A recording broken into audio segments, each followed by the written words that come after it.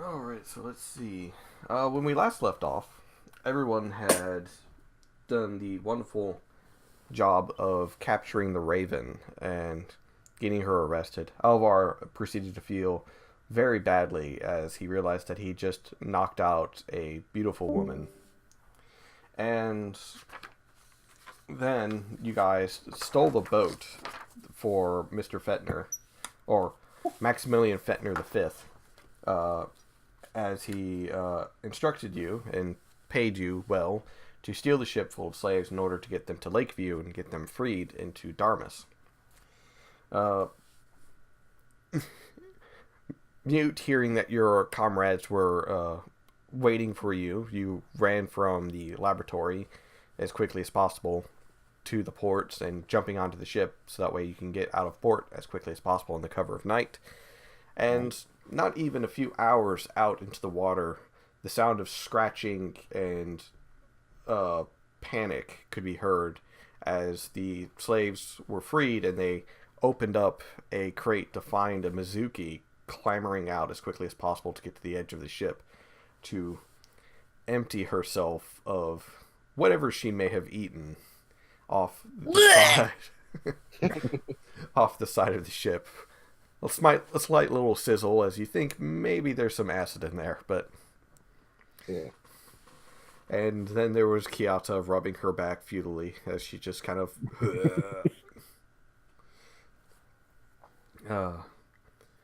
aside from that, you guys did a lot of shopping and that was about it. It was a very easy session. But now you're all on a ship traveling from Penna to Lakeview. From what I understand, it's still going to take a couple of days on the ship to get to Lakeview.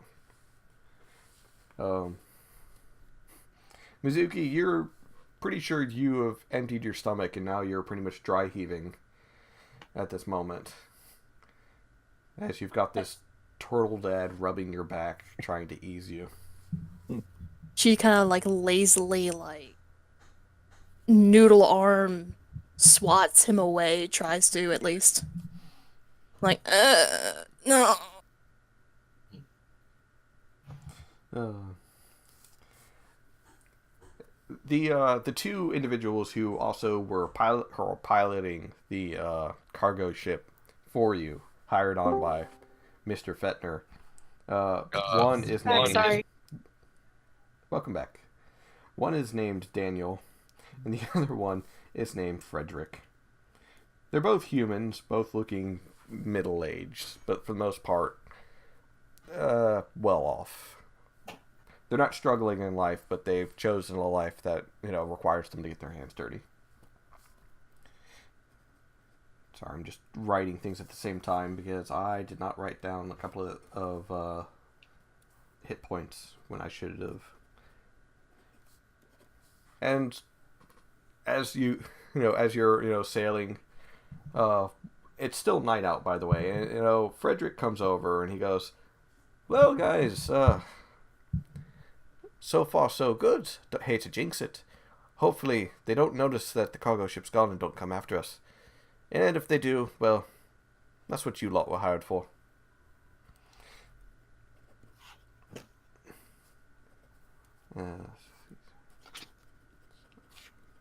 Alright. So, Yeah.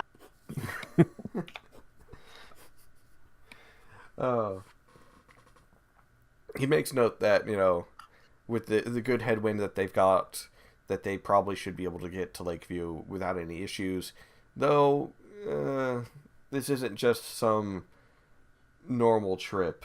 While they are able to get the slaves free, once they get to Lakeview, they're going to have to do their best to get everyone on the ship off the ship as quickly as possible, and then sink the ship to try and cover their trails in any way.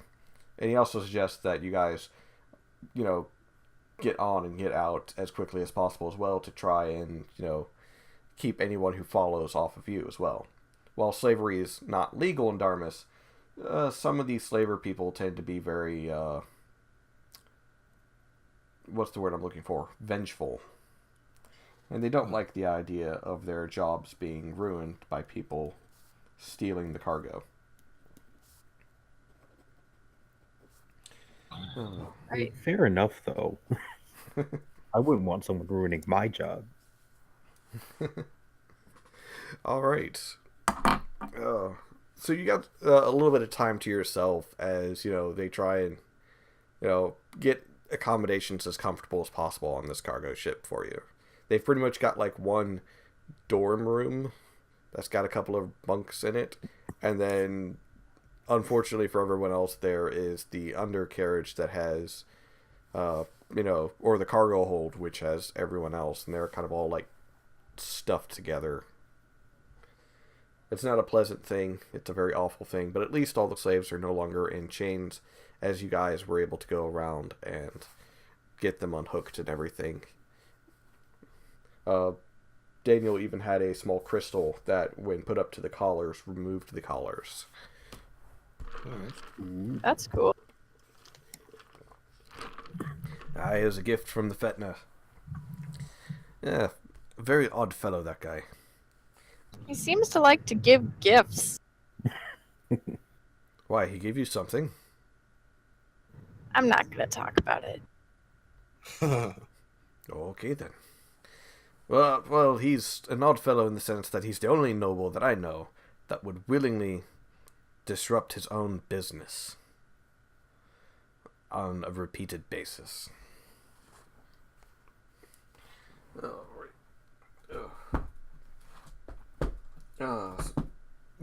By the way, do any of you guys know how to fish? I can learn. Oh, good. Fine. He hands you a fishing pole. You might want to start fishing. Okay. I'm also up for learning to fish.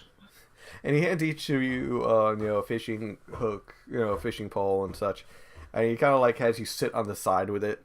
And he's like, the reason being is because that one, and he points at Mizuki, who's still kind of just laying there, was inside one of the food crates that we need replenished.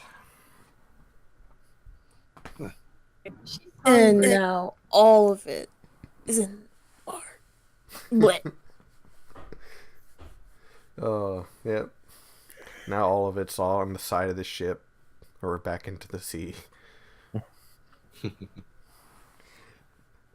So you guys are up for some night fishing. I need. Oh, drawings by Mizuki.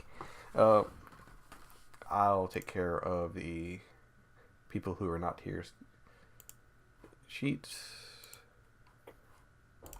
But I need from those of you who are here, who are going to be helping with fishing, to please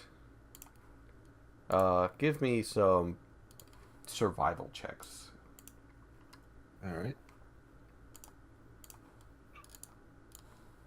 I'm assuming not from me. Hmm? I'm assuming not from me. No, you're kind of busy at the moment. We're not doing too well. Oh no. Hold on. Magnus is helping. Nope. Alvar, he's kind of pretty decent. No. What did I get? A 10. Aw. So the numbers What are fishing? 9, 8, 12, 11, and 10. Oh, we got it straight. Yeah. 8, 9, 10, 11, 12. Yahtzee. Full house.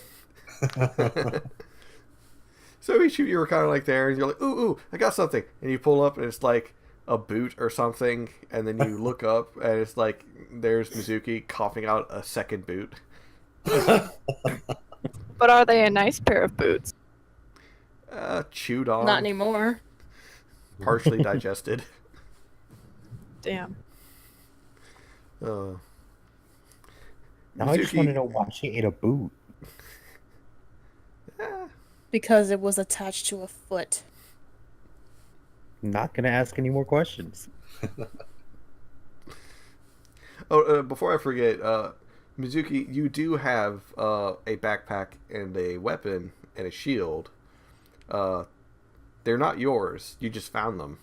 Where you found them, that's a whole nother story. But you found them, so they're yours now. Yay. Every now and then you like can like go through it and you find like notes to someone's family member or something. You're not interested in it though. So. But yeah, after about 2 hours, finally, with your guys' combined effort, you do catch about 3 fish, and they're sizable. What's the fish I was thinking of? I had it in my head and I lost it. Oh well, they're sizable fish. They can. Did I get a bluegill? What's a bluegill? What are you talking about? You don't know what a bluegill is? Oh my god. I'm not a huge fish person. I am sorry. They're tiny and cute. I'll keep that in mind for next time. You know what? Yes, you caught a bluegill. Oh. And Frederick is like, oh, that thing can be used as bait to catch a bigger fish. I'm now supplying pictures of bluegills. Not while you're driving. But yeah, so you're able to catch about 3 of these fish, and I'm not the one driving.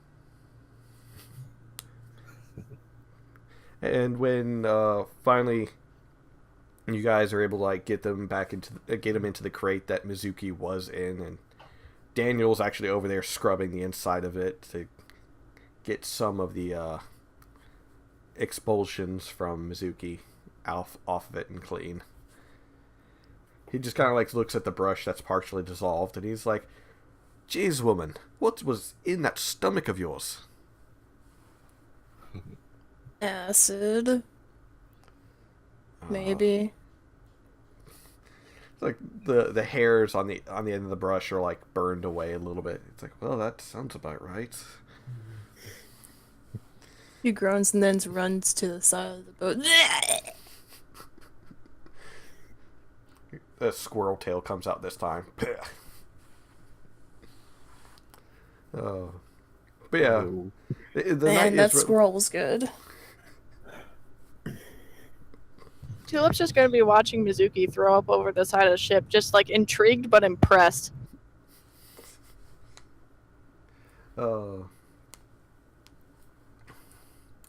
So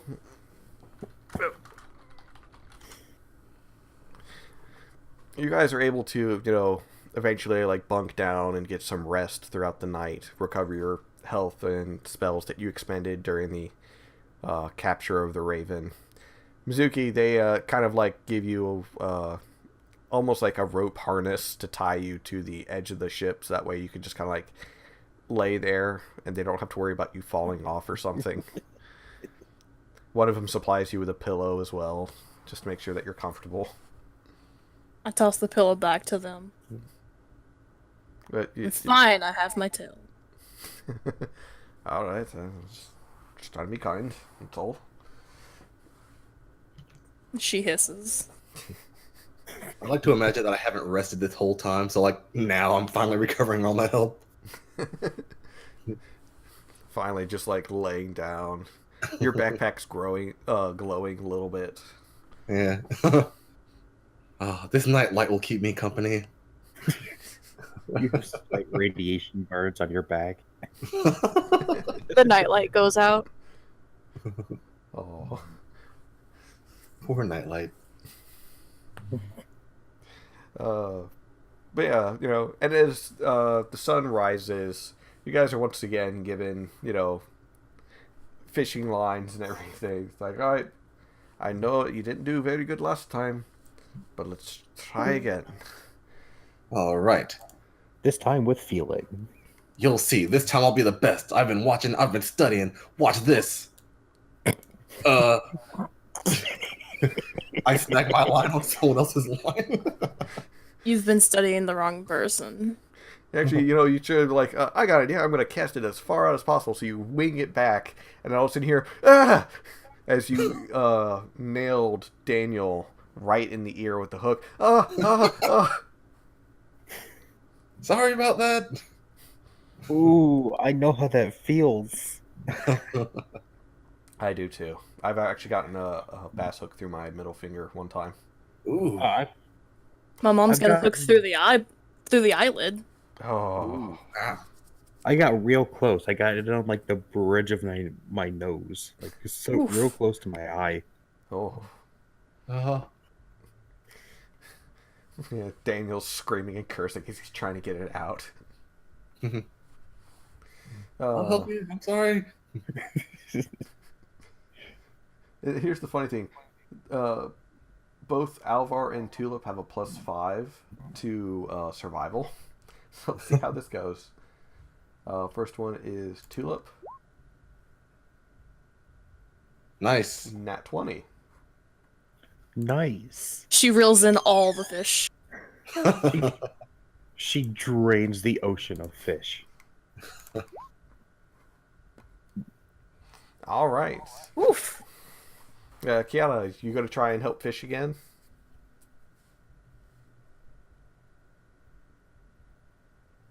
Kiana? Yes. You gonna try? Oh, there he goes. Yeah, that's it. Oh, I was gonna say I made my roll. It didn't appear on my screen for a second. I'm sorry. Each of you do a little bit better this time. Regnus, he just kind of like lazily tosses his over the side. He gets a bluegill as well, but he's mostly just kind of like glaring over at Mizuki, keeping his eyes on her. Kiasa and Alavar are both eventually, pull up a good couple of fish. And then there's Tulip, like, planting her feet as strongly as possible on the edge, pulling with all of her might. And then suddenly, out pops this large catfish, as big as her. Nice. And it slams onto the deck. And then her little arms go up in the air, and she's like, "Woo!" She did How did it. you do that? She just smiles, like, "Yes, that is mine." Oh man, I want to catch a fish. Well, you caught me, if that's good enough. Well, you smell like a fish, so that works about the same. You don't know spring chicken yourself. Yeah, he probably smells like wet cat. Yeah. Oh. And then, finally you hear something in the distance, and then Frederick goes, ladies and gentlemen, you do recall the reason why we hired you, right?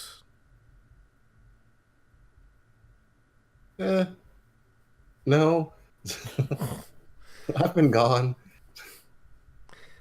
Well, it seems we have company coming up on us pretty quickly. These cargo ships ain't that fast. Because it wouldn't be a D&D boating trip if there wasn't an encounter.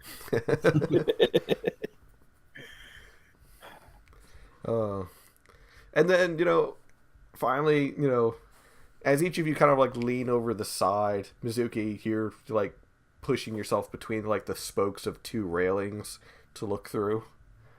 You see another ship like off in the distance coming up rather quickly from behind. Huh. And Frederick, this guy just be it's like, we don't really have the any sense of cannons on the ship, because once again it's a cargo ship. I hope Cannon's gonna be cargo. Well, normally no one's stupid enough to attack a ship owned by the Fetness. But I don't know how they're going to feel about that. And with that, there's the sound of boom as a cannonball is fired, and it lands, off to the side of the ship. I'm pretty sure that was a warning shot. Uh-oh. Any of you have any ranged weapons, or? I have 15 throwing darts. I don't think that's going to take out an entire ship. Yeah, I have a Not few to darts mention- myself. Not to mention the distance, you're pretty sure you can't hit it from here. I could probably hit the side of the ship. Maybe.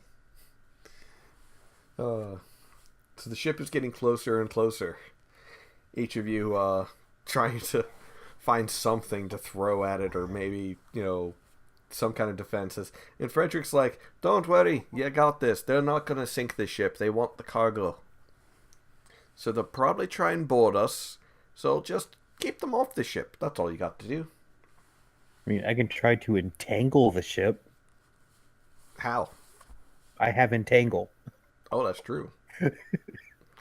Druid spells for the win. Yeah. Dang it, Regnus. Where are you? Alvar, where are you? Tulip, where are you? I guess I can only be mad at one of them. And I'm going to be mad at Alvar. Because I don't want to hold a grudge against multiple people. Right then. So, as the ship slowly starts coming side by side, I guess it's time for some initiative. All right. Oh boy. All right. So, Alvar's up first. So he's going to pull out his brand new flaming sword, which it doesn't look like he actually added to his inventory. Dang it, Alvar. I'll just use his great sword and add the 1d whatever later. And then he's going to essentially get up right next to the side of the railing and like brandish his sword out and be like, come on! Meanwhile, Ragnus is like, oh, you're such an idiot. That sounds like a very Regnus thing to say.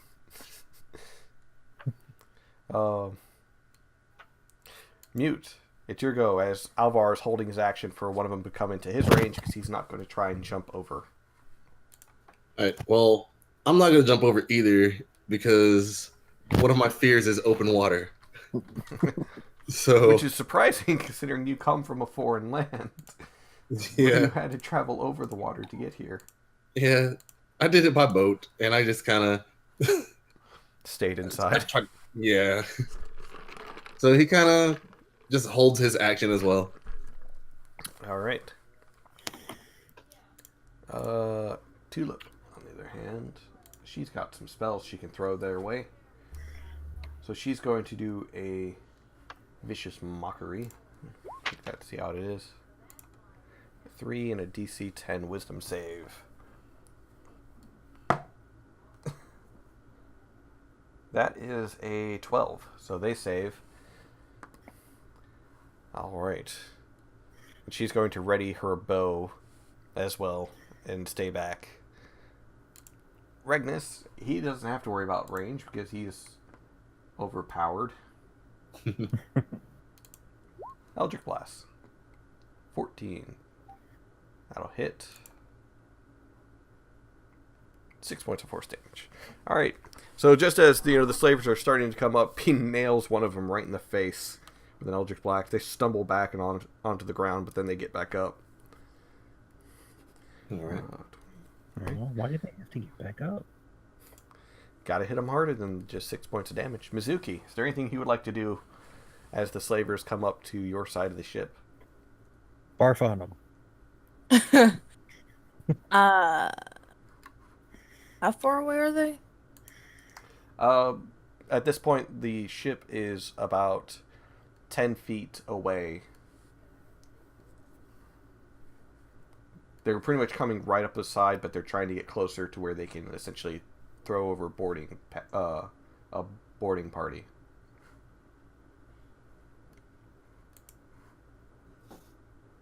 Alright. I am going to do this. Sacred Flame. What's the dexterity save? And at your level, it's 2d8. That's a fail.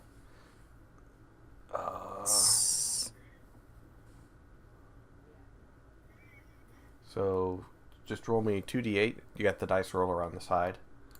Mm-hmm.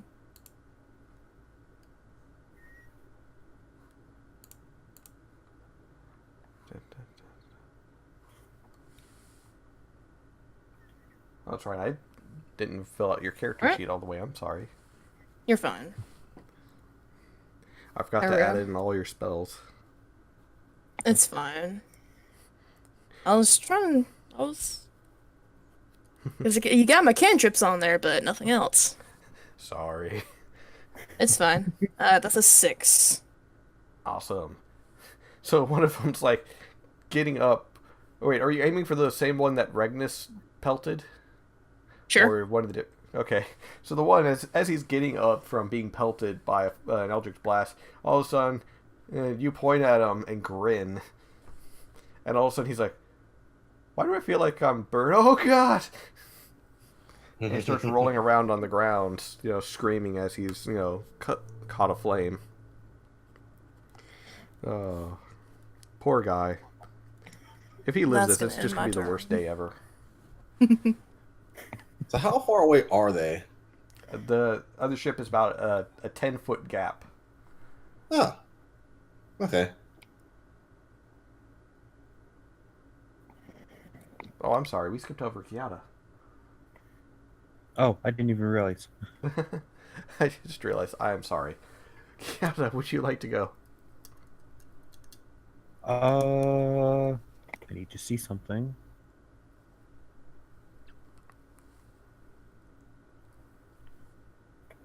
That did not work. There it is. All right. So Shillelagh, bonus action.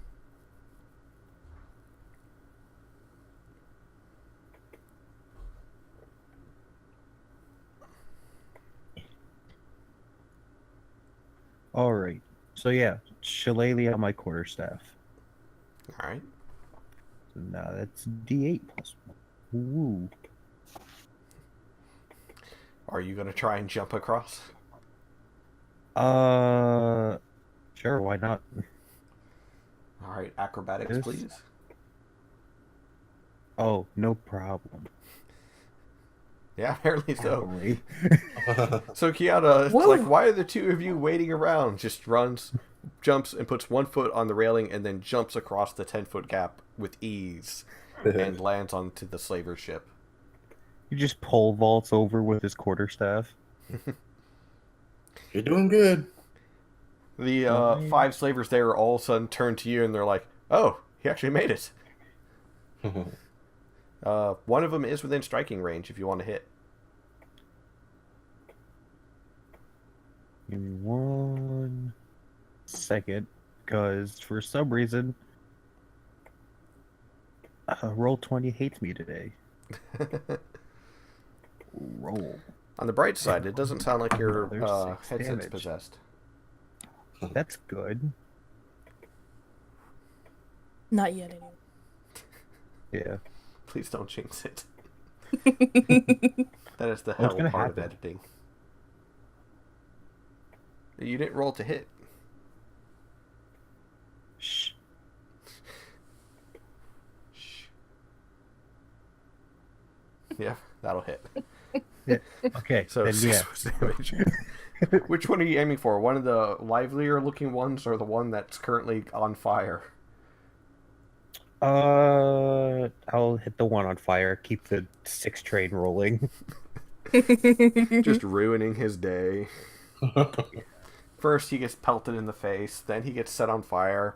And just as soon as he gets the fire out, he just gets cracked right in the gut by a shillelagh. And then I'm going to Flurry of Blows. Is it Flurry of Blows a bonus action? Oh yeah, you're right. You're right. Never mind. I'm not gonna. Not yet. Not yet. Not yet. All right. So we fixed that. So slavers go. They're going to try and use their short swords as the captain of the slaver ship gets the ship lined up enough to where they can drop over boarding planks. 2 are going to go over, and then 2 are going to attack Kiata. Don't do that. They both failed by 1. Your AC is 17. They both got 16s. So they like Nice. try and nail you, and all of a sudden you just like retract your head into your shell, and they both hit the shell. He is turtly enough for the turtle. I'm the best. One on Alvar and one on Mute. Mute, since you held your attack action, you'll also get an attack on it, on the one coming at you. Alright. Go ahead and do it now, or wait for them to make. Go ahead and do it now. All right. Give him a good old-fashioned punch to the face. Why punch? You have claws. All right, Oh, there you go. you'll hit. Alvar will hit it as well. And then there was a 1d8 flame with that.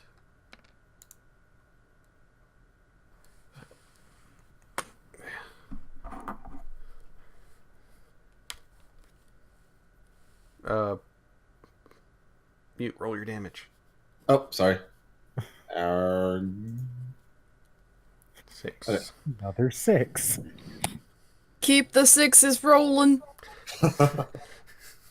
So hold on. We got, for 3 attacks in a row, 6. Mm-hmm. Yeah. Alvar, of course, breaking the tradition. Well, Ah, damn that's you. because he has a +6, so he's already gonna get higher. Yeah. That's true.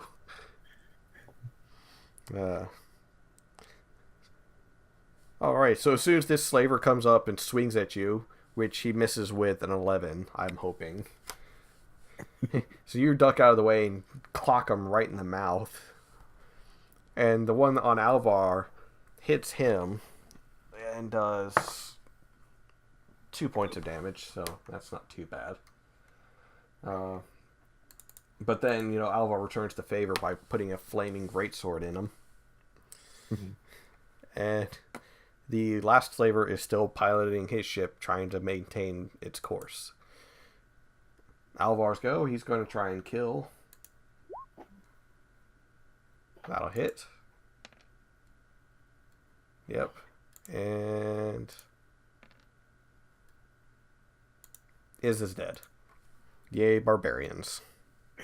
And he didn't even have to rage. These aren't like, high-class criminals with great weapons or something. No. They're pretty much, retired guards that wanted extra money. Well, they're So going then to learn today. He's going to move into position to where Mute, you'll have advantage on your attacks. All right. All right, and Mute, it's your go.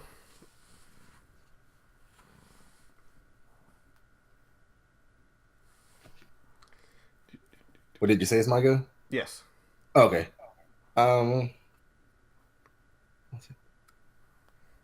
just noticed that my AC is lower than it should be.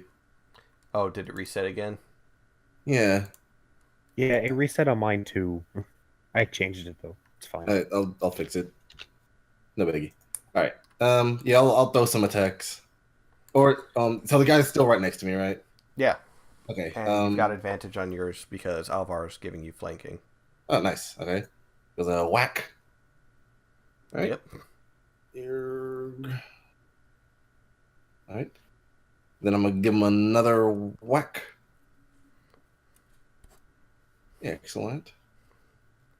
And do my bonus third whack. Yeah, Bonus third 6. He's able to block against the last one. Okay. For the first one, you catch him right in the mouth again. And the second one, you punch him right in the throat. And the third one, he catches, and he's like, no. He remembered he could block. Just at the third one, though. Well, first two just cut him off guard, and third one he was like, "Wait, I see what you're doing there." Oh, boy. He looks kind of woozy now, like, oh, man. Kiata, you still got 2 on you. One guy that everyone's been picking on, and one guy that is currently unharmed. All right. So how many enemies are there in all right now? There are 4 standing, 3 standing, and then 1 more piloting the other ship.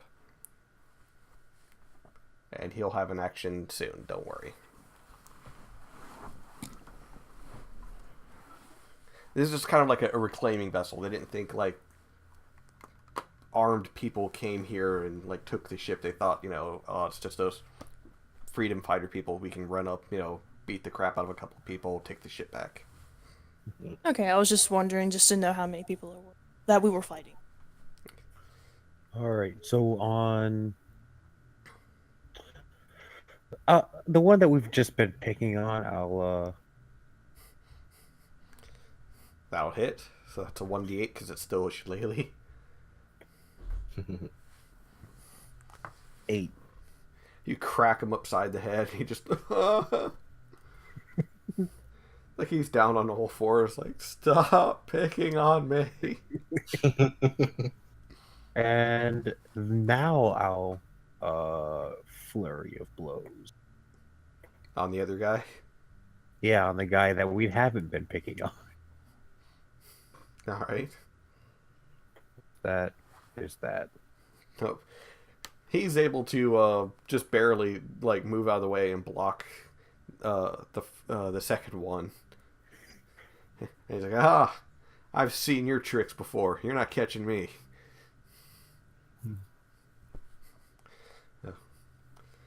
And he's like, come on, Joey, get up on your feet. Stop being an embarrassment. Anything else you'd like to declare? That I should have just gone for the second hit with the quarterstaff. All right, Tulip is going to use her new bow. I think that's the one. Yes. No. So then she's going to use let's see. Thunderwave. Well, Thunderwave's an action. I know. And Vicious Mockery is an action. But she can use a bonus action to spend a Bardic Inspiration on Kiata. Ooh. Alright. Regnus again. Feeling sorry for the one individual currently being picked on. Just figures he'll just end it. Yep. Yep. So, feeling bad for the one guy that everyone's been picking on, he just goes ahead and puts him out of his misery. All right. Mizuki. You feel like you can muster some strength to stand and walk around if you want. Right. As you're starting to feel hungry. Oh no. So, and they got boarding things on if you want to go to the other ship. So that way you don't have to do any risky jumps or anything. I would like to go over to the other ship. Okay. There's the one guy still on Kiasa, and then there's one piloting the ship.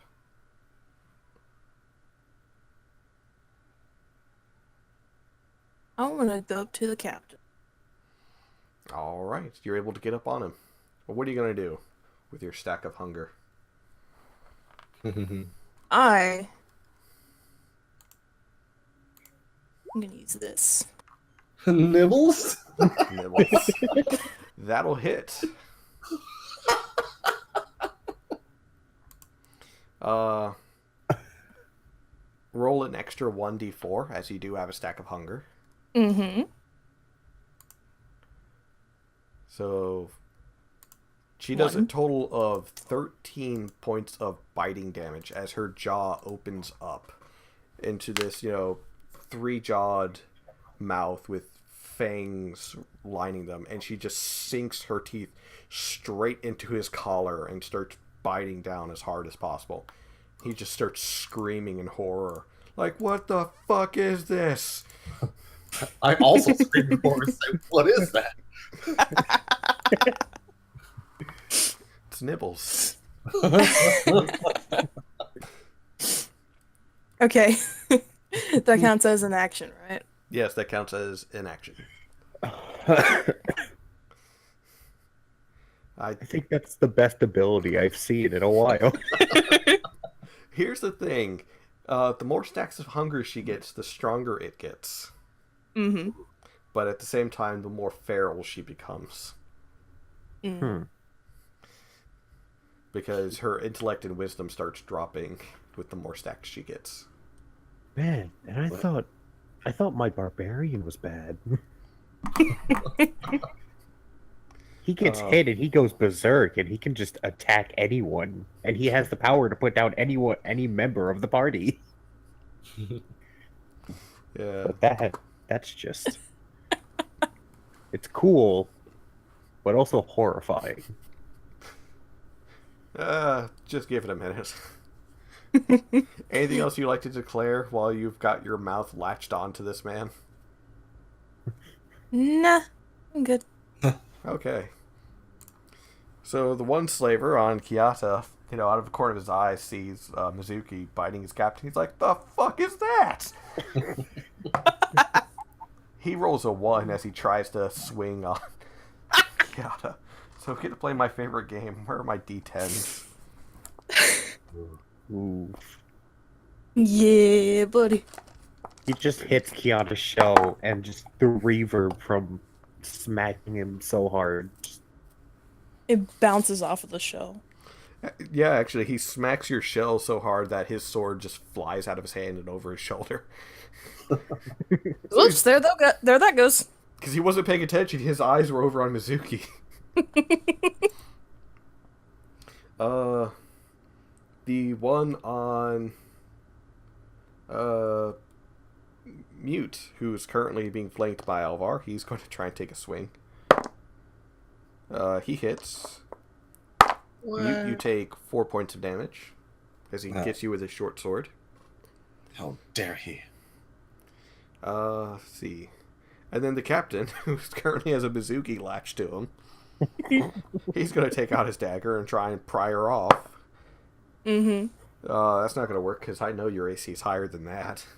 What is it? He rolled a 14. Yeah, no. Well, for you, more of it's like his dagger hits your skin and you hear this chink, chink, chink. Why can't I get her off? As he's like panicking. See if he can maintain control of the ship while... No. It just starts careening and it slams into the other ship at the same time. Frederick at the wheel starts screaming, "The fuck are you doing?"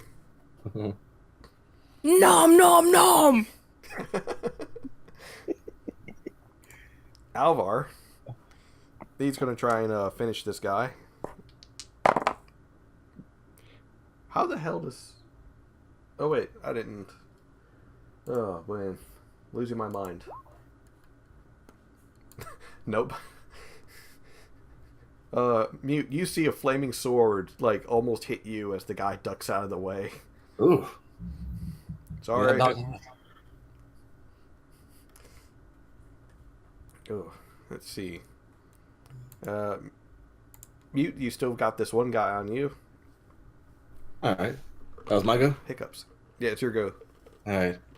Alright, I declare to them, you guys might as well just give up now because you see what's happening to your crew. Alright. If you want, you can make an intimidation check. And you're right, I forgot about Tulip. I'm sorry. Well, we can let her go first, I guess. No, as in we forgot her on her turn. Actually, no, she did go. She tried shooting her bow. Okay. So I So- say I'll do intimidation. Yeah. Right. Also, bardic inspiration on me. Alright. Intimidation. See, for the last 3 that are alive... Oh.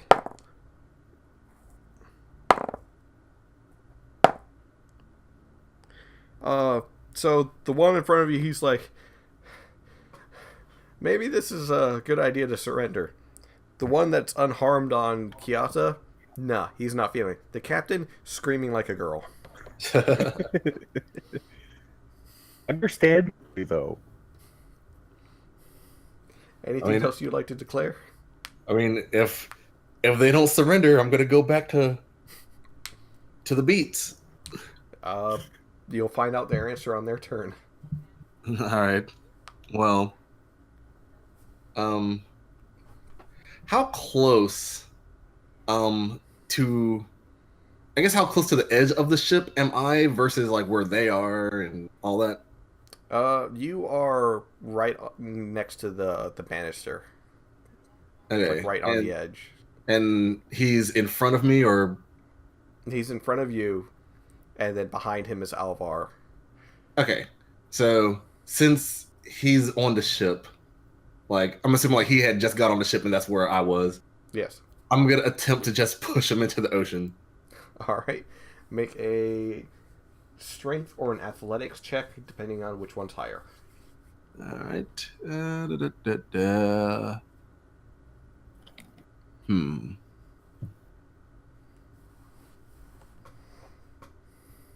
Okay, I'll go for. They're both the same. Okay. 12. All right, he's got to counter that. That's a 9. So no. That's enough. He's like, you can't tell us what. You just like grab him. Have a both nice shoulders. swim. Sploosh. Anything else you'd like to declare? Nah, that'll be it. I just kind of give him a stare down. Kiata, you do have bardic inspiration on you now, Ooh. and an unharmed man in front of you. Yeah, that unharmed man is gonna get 2 whacks with the quarterstaff. Nice. One will hit, so unless you use bardic inspiration to try and up that. Yeah, what's the bardic inspiration? It's a 1d6 at the moment, I believe. Alright. Roll. 14 is their AC, so that's pretty much all you had to get. Oh, okay. Alright, so that's 2 hits on him. So that's 2d8.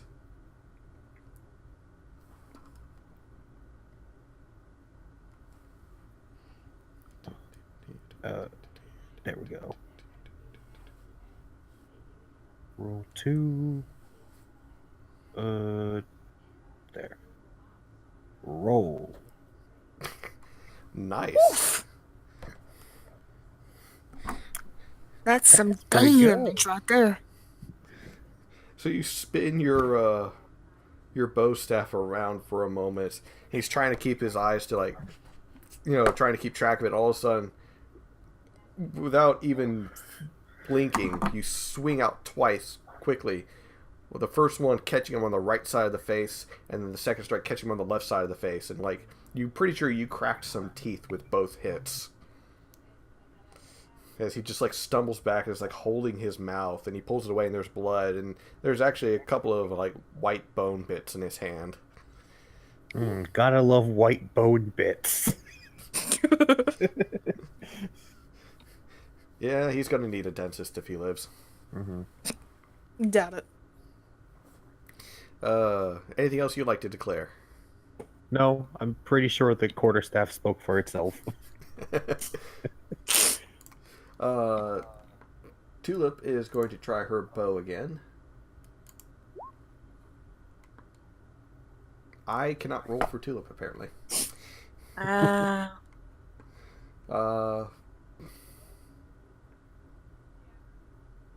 So she is just going to reposition, as she doesn't really want to get that close to Mizuki right now. Regnus is staring in horror, but he's still going to try and Eldritch Blast the captain to try and ease his pain. That's a no. Just no. Mizuki, what are you doing as you're still latched to this man? I would like to go for a claw attack. Nope. Unfortunately, that does not work. You let go and try and slash at him with your claws, and he's like able to duck out of the way. He's like, oh shit! The shoulder where you bit's all bloodied, and there's like burn marks from the acid. She'll just stare at him and lick her lips. Good old hungry Mizuki. Welcome, Regnus. Hello. You're Heyo. not dead yet. Yo. You haven't taken any damage, actually. Yeah. You're staring at Mizuki with like a horrified look on your face. As you realize that she's currently trying to eat the captain of the enemy ship. Good for her. The slavers. I'm going to do a morale check for them. Yeah, they both failed. The captain's screaming, all right, we surrender, just don't kill me. The other slaver is like, yeah. He drops his weapon, he's like, I'm done. He puts his hands up. The other guy that was thrown off the ship, though, he's currently about 30 or so feet back, swimming. He surrendered long ago. So now you have 2 prisoners. Yeah, Others how are about we dead. take their stuff? They protest a little bit at first, but then they're like, we're just 2 schmucks. Fine, here's our stuff. Nice. Well, what do we win, Johnny? Some dead bodies, some rations, a whole nother ship that's currently stuck against yours. Mizuki is currently eating one of the bodies. Oh. Tulip is watching in horror, but interest at the same time. Kiana's just gonna cover her eye. I don't know, can't watch that. Does Mizuki at least take the items off the man first, or she just eats it whole Depends on what the items are. and money, his Obviously she's gonna take the money off of them. okay. There's Like money. any lootable items, she'll take off. Okay, so the clothes and boots and everything, that's edible. Mm-hmm. That's just added flavor. Exactly. That's why she barfed up the other boot. But yeah, there's Mizuki, grabbing one of the corpses and doing that opening her jaw up as much as possible, snake thing, and taking big bites. Mm-hmm. That poor guy. Oh, he's dead. Who cares? Oh. He's not using this body anymore. Yeah. Does Regnus have anything to say about that? Not openly. For fear of being eaten. No, just tired. Fair. But you're able to loot a fair amount of food from the other ship to help replace what Mizuki had devoured, as well as some extra money. But for the most part, it looks like this was pretty much a vessel that was quickly stocked to go catch up to this cargo ship to try and reclaim it. And they had no idea that there were actually powerful people on board. They just thought it was just, a couple of thieves or something trying to free the slaves. But they didn't expect a turtle with a stick and a hungry demon. All right, so how many rations and money do we get? A total of 16 rations. Ooh. And between what was on the people that remained on the ship, that one guy excluded, and what you were able to find below, you found about an extra 150 gold pieces. All right. And 30 silver pieces. Excluding the dead person that she just ate, how many other dead bodies are there? he went off the ship. They surrendered. One other body. She's gonna drag it onto the ship that she was on before. Save it for later. That's actually the one that was burned by you as well. That everyone so was it's picking good. off. Still eat it. Hey, how did you season it? With sacred flame. So yeah, Regnus, the two slavers had surrendered. They're not going to fight anymore. They've been shackled and everything. And Frederick and Daniel, the two assistants. Excuse me. Whoa. Wow. Ladylike, she is not. I see. Never claimed to be. That's true. Frederick and Daniel, the two assistants set on the ship by Mr. Fettner to help you pilot the ship, they suggest scuttling the slaver ship to make sure that no one else follows them. But they leave that up to your decision. Says What, scuttling? What, you mean like burn to the ground, or you mean, or not to the ground, but to the bottom of whatever this frickin' thing is, or you mean push it off? Both? I can burn it. You don't want to Okay. destroy it while it's still attached to our ship. Yep, Obviously. I'll push it off, throw my flask of oil, and then just light it. All right. You watch the fire grow slowly over time. And then, let's see. Does Tulip have a spell or something that can help burn it faster? I mean, I do. Oh, actually, here, do I have a spell slot left? Mine. I didn't use any of your spell slots. Excellent. I'm going to cast second level burning sphere on the ship and just have that roll all around. Mizuki, you get a nice little show as you're like cramming the burned and battered body of who everyone was picking on into one of No. the crates. I'm saving him for later. That's what I mean. You're cramming it into a crate to save for later. Oh, okay. Yeah. Oh. Yeah. Fire. But yeah, after a moment, you see it sinking in the distance. And then you see the one guy that was thrown off the ship, like, trying to, like, splash water up onto the ship to try and save it so he can crawl onto it. She laughs at him. So And I will be right back. Okay.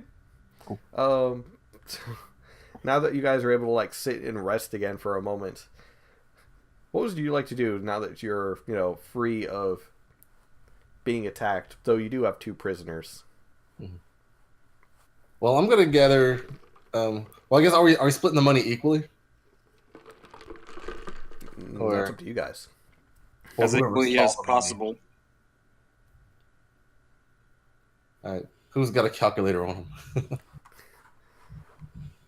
I guess I do. It's 150 GP. Divided by... Well, there's 6 of you now if you want to give Mizuki any. Yeah. So that's 25 each. All right. And then there was 30 silver pieces, so that's 5 each. All right. The other guy that you threw off the ship had a little bit more money, so... I guess by throwing him out, you were able to make it divide up evenly, and I don't have to do, like, decimal points and shit. All right, that's fine. Wait, how many gold pieces was it? 25 each. Okay. Can you edit that for me, since I can't? I will add that for you. I know, I because you're will. not actually here. Not like I have a choice. Yes, you do. I'm in an entirely different area than you guys, so not my fault. I'm teasing. I would only blame you if it really was your fault. Yeah, sorry. I just had to cook dinner for 30 people, so. I'm back. Fine. Welcome back.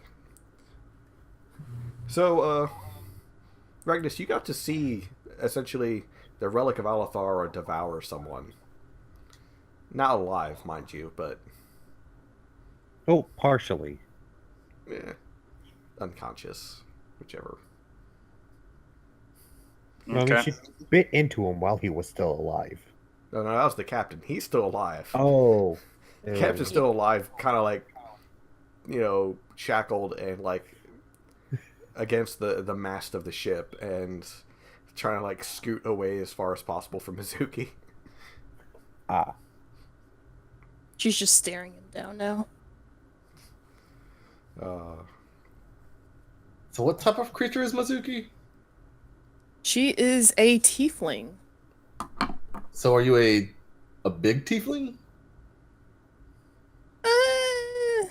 Probably about 5.5 foot tall. I feel like tieflings are usually short, so I feel like that might be fairly tall. About the same size as humans mostly, but they can get up to like 7 or 8 feet tall as well. Ah, well. I'm one of the shorties. What, you said you're 5.5? Yeah. Then yeah, you're just an inch shorter than Kiata. Cool. Yeah. That's why we have the enlarge spell. So that way we have a giant turtle dad. Yeah. Yeah. All right. Let's see. Let's see if the rest of the sailing goes rather smoothly. I hope. Rolls for smoothness. Roll for Yeah. smooth. Yeah. Kiata just wants to Oh. meditate. Well, Kiata, you get your wish. You're able to meditate peacefully, as nothing else seems to try and catch up with you guys. All right. And you have a rather smooth sailing for the next couple of days. Mizuki, after about 6 more hours of being on the ship, though, you start getting that woozy feeling again, and you just kind of start slumping down. I'm gonna attempt to sleep. So, seasick are we? I hate the water. Water as in you don't like being clean, or water like you're being sick right now? Do you honestly think that I don't like water to be clean? Look, Obviously, I would don't- take a shower. Fine. Keep a point on the horizon. Have your eyes focus on that. Enjoy yourself. Fine. And Ragnus walks off.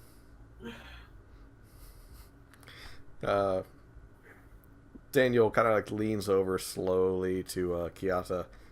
Are those two going to be okay? Possibly? I just figured I'd ask. You seemed like one of the more level-headed individuals of the group. Regnus, he's a time to be around. Huh. Okay. I'll take your word for it. Don't take anything he says too personally. Let's see. Oh, by the way, mute. Yes. While you are essentially corrosing the ship, you do notice that the elf that you were talking to back at the slave trade is actually on this ship with you. Oh. Okay. He smiles and waves to you. He's like, "Oh, looks like you were able to keep your promise of actually getting us out of there." Yeah. I don't know how it happened. It wasn't my doing, I don't think. We heard from the two helpers that Lord Fetner had assisted a little bit. Excellent. All right, good. Were you the only one to get free, or did they let everyone go? Well, once we get to Lakeview, we'll be able to spread across Damas, and I'll be able to go to Valencia. Though I don't think I'll be able to return to my home in Aloya for quite some time. Well, that's sad, but I'm I'm glad that you're no longer trapped there. Stop doing his biddings. I'm rather happy about that as well. Is there anything you guys want to do while you're on the ship? Quietly pray to Nalara. Yeah, I don't think there's really much for old Catman to do on the ship. And actually, Regnus will approach Kiata at one point. Oh, Okay. While he's meditating, he'll just sit down right in front of him and just mimic him.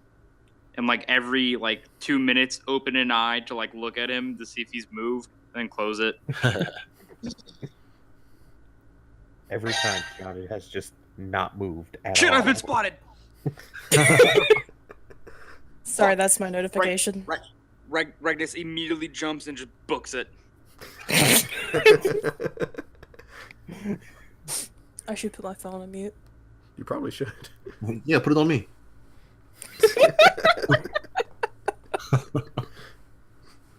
But yeah, after maybe an hour, Regnus is gonna be like, "So seriously, this is all we do. We just sit here." Mm-hmm. We sit and think. That's meditation. I guess I'm still pondering about my dad. Did You I want to have? meditate with us? I guess I might as well and try to come up with thoughts of the Philosopher's Stone and where he could be. If you're going to be pondering on the Philosopher's Stone, make a history check. All right. History. Well, Do you remember some bedtime story your dad once told you about it? You can't really remember the details, but you remember it was supposed to be a stone made through alchemy that was very magically potent. But you can't really remember all that much about it, unfortunately. yeah. It was made with blood and by killing millions. Sounds familiar. I remember this existing, but I just can't place a finger on it. Where exactly are they on the ship? They would most likely be on the deck. It's a pretty nice day out. Like front, middle, back. It's not a very big deck. It's not a very big cargo ship. But they Would I be able to hear them talking about it? Yes. Could I do a history check? Yes. Let's see. Nope! I don't know shit. It's a rock. It's a rock. It might taste good. You're not sure. It She sounds starts to drool.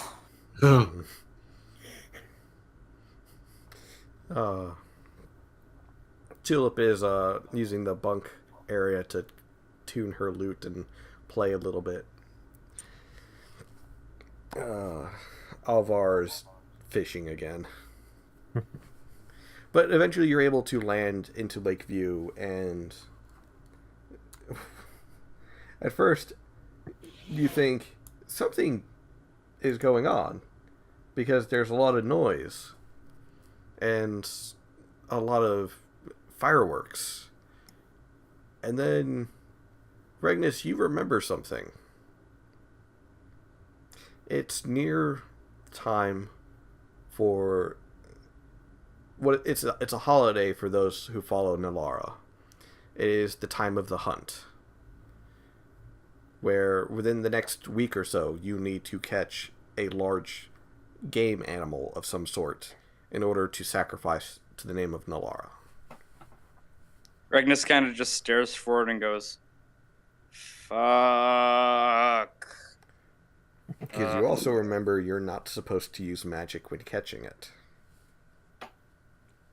Well then, I'm Have fun I'm a with little that. screwed. Yep. Fun times. And I'm really happy I never practiced my my combat skills. Yep. Totally happy I never did that. Well, everyone, I'm officially screwed out of my mind, even more so than normal. If you ever require me, please just hop overboard and retrieve my dead body from the lake. Thank you very much. Oliver calls from his fishing spot. And he jumps. Why? I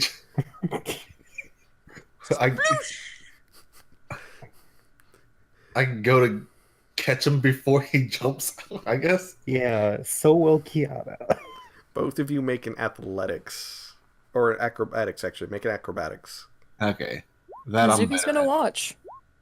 Arg. Between the two of you, you were able to like catch him by the ankles as he hangs upside down.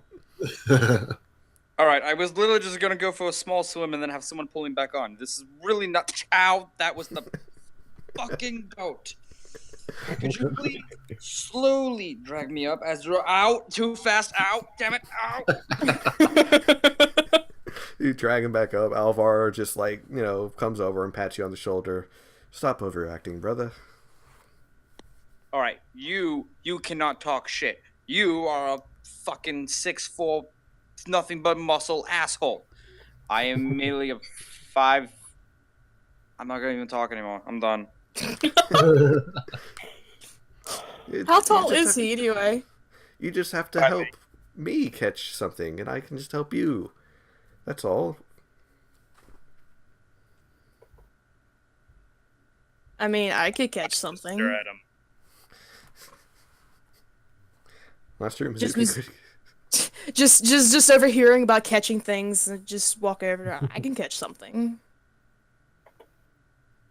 I've tried, but we all see my luck.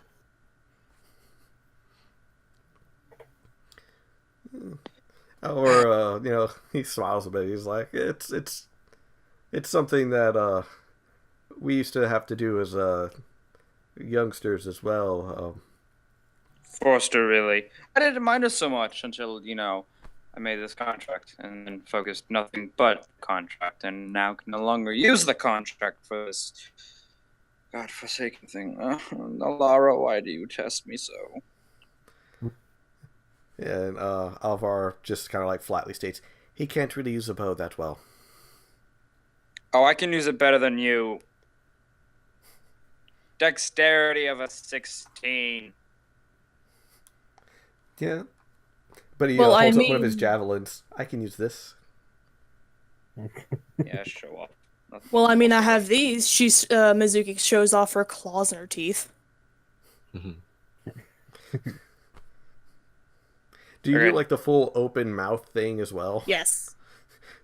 Frederick goes, oh dear God. One. Does he just have one row of teeth or multiple? There's about 3 rows of teeth, I think we agreed on. Yeah, One. we agreed on 3. 2, Okay. 3. Yeah. Oh, that certainly looks painful. Yeah, I mean, one, you can ask that guy. And points over to the captain of the other ship. It fucking hurts. I'd really honestly recommend shutting up. Just talking's not going to help your case unless it's anything useful. We weren't breaking the law. You were breaking the law. Right. You also assaulted us, so I'm just going to point that out. You stole Can I bite cargo. him again? You can bite him again if you want. I'm gonna bite him again. Uh-oh. Okay. Do I have to roll for it, or Yeah, make a nibbles attack to see if he's would able it be to, with it? Would it it would be be with with advantage? advantage. Yeah. Oh no. All right, roll damage. Yeah, boy. You don't have a stack of hunger anymore, Yeah, I know. but you still hurt him really badly because he hasn't been healed. So he's like, no, not again. And you like sink your teeth into the same shoulder that you got him last time. Ah! Then shut up. I'm pretty sure I fucking told you. And again, my memory's been known to be a little funky, so my apologies. Don't fucking talk unless it's useful. Capiche? You guys are assholes. Never said we weren't.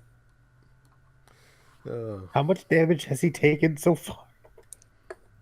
He is down to 13 and 9. yeah, he's down to 3 health. Oh, wow.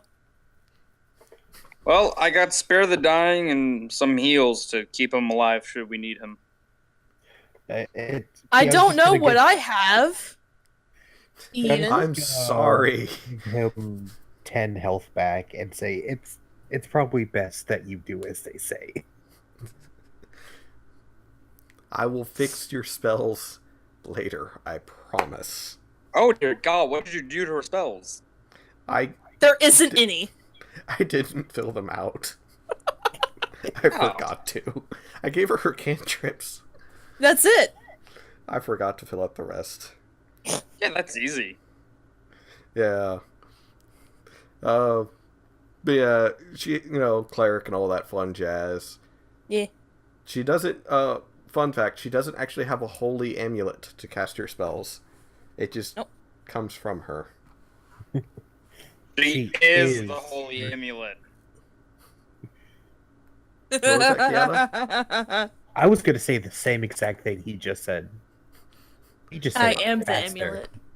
I mean, you have literally been calling her a relic of Alethara. One can kind of ascertain how she fucking casts magic. Well, Mizuki, you can share that tidbit with everyone else as the reason why you have powers. But do I want to? That's up to you. Are they not. asking me? I'm not. Brightness kind of just assumes, and when he just assumes he's right. Kiana's just happy to have people. That's it. He's just happy to have you here. It's how Kiana gets through the day. Mm-hmm. So I'm just gonna internalize everything. Just be happy. Oh yeah, he's constantly internally screaming at everything. I'm from a foreign land, and all these people are weird, and they're doing weird things. They got weird powers, and that one's eating people. I'm kind of the same way. That's right. Because you're also from a foreign land. Yeah.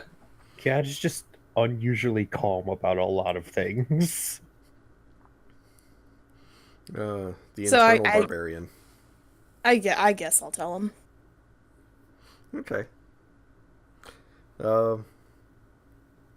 So Mizuki imparts the knowledge as to how she even has clerical powers. Not just, her normal strength and everything. But she has the ability to cast spells now because she devoured one of the cultists of Alethara who was wielding 2 shards of Alethara. And she devoured the shards as well. So you physically have 2 shards in you right now. Yeah. Well, that makes my job a hell of a lot easier. Make sure it doesn't die. Say that last part again, you cut out. Yeah. Make sure she doesn't fucking die. Who, me? Yes, as much as it pains me to say this, I need you alive. Brightness. Well, I mean, I got my own objective as well, so... Yeah, just do me a favor. Don't keep her... Don't try to resurrect Alethara. Because the second I get an instance... Why are you laughing? Resurrect Alethar. Yeah, that's a good one. You're funny.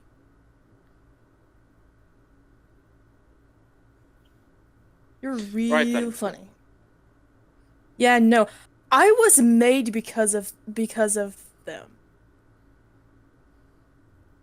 Oh, so I'm going to assume hatred then. I was chained and bound because of them. So, just clarification, you absolutely despise them and would do anything in your power to kill each and every one of them. Yes. Ragnus will stupidly hug her She'll just kind of Oh, shift your eyes, thank look God. left and right. That's. Oh, thank God. She'll try Yeah, and push deal him with it. away. No. No. Chains and bounds Get and then hugs. Get Sounds like a off! Saturday night. Tulip's watching from the door, playing her lute, starting to strum a lovely song. Mizuki starts Oh, noodle my- arming. Ragnus lets go. Oh, thank God someone actually understands. Affection. Look, bitch, I'm just as disgusted as you are. I've been called worse. Kiana's just gonna walk over to the two of them, pat them on their heads. Don't Happy to see touch you two me. getting along. Yep. So nice to see the children playing nice. Yes. Just don't touch me anymore. Are there any books on the ship? There's a log of everyone's name who was being brought over, but for the most part, not really. You guys are at this point pulling into a kind of a hidden port. It's a warehouse that has an inlet or a port on the inside of it, and you guys pull the ship into there. And as soon as you do, like 4 or 5 other people will come running out, and they start getting the ship, tied up and getting everyone off of it. And as you do, one man approaches each of you. Mizuki, unfortunately, not you, because you were not there for the deal, and hands the 5 of you 500 gold pieces each to pay for services rendered. Excellent. Oh yeah. Would I have kept that coin I got off that guy I ate? Yes. How much was that? Because I did not include it in the calculations. He had only about 5 gold pieces and 12 silver pieces on him, personally. Fair enough. Mizuki's like, oh, I got money too. Pulls out like a handful of bloody coins, counts it for a moment, and puts it back. But yeah, they thank you profusely for everything that you've done. And then after they get the ship like completely unloaded, 2 half orcs come in and they start pulling the ship apart board by board and scrapping the entire thing. So that way no one can trace it, no one can find it, no one can say, hey, you got our ship. Nope. It doesn't exist anymore. Exactly. Mizuki tries to discreetly take the crate that has the other body in it. Make a stealth check. Damn it!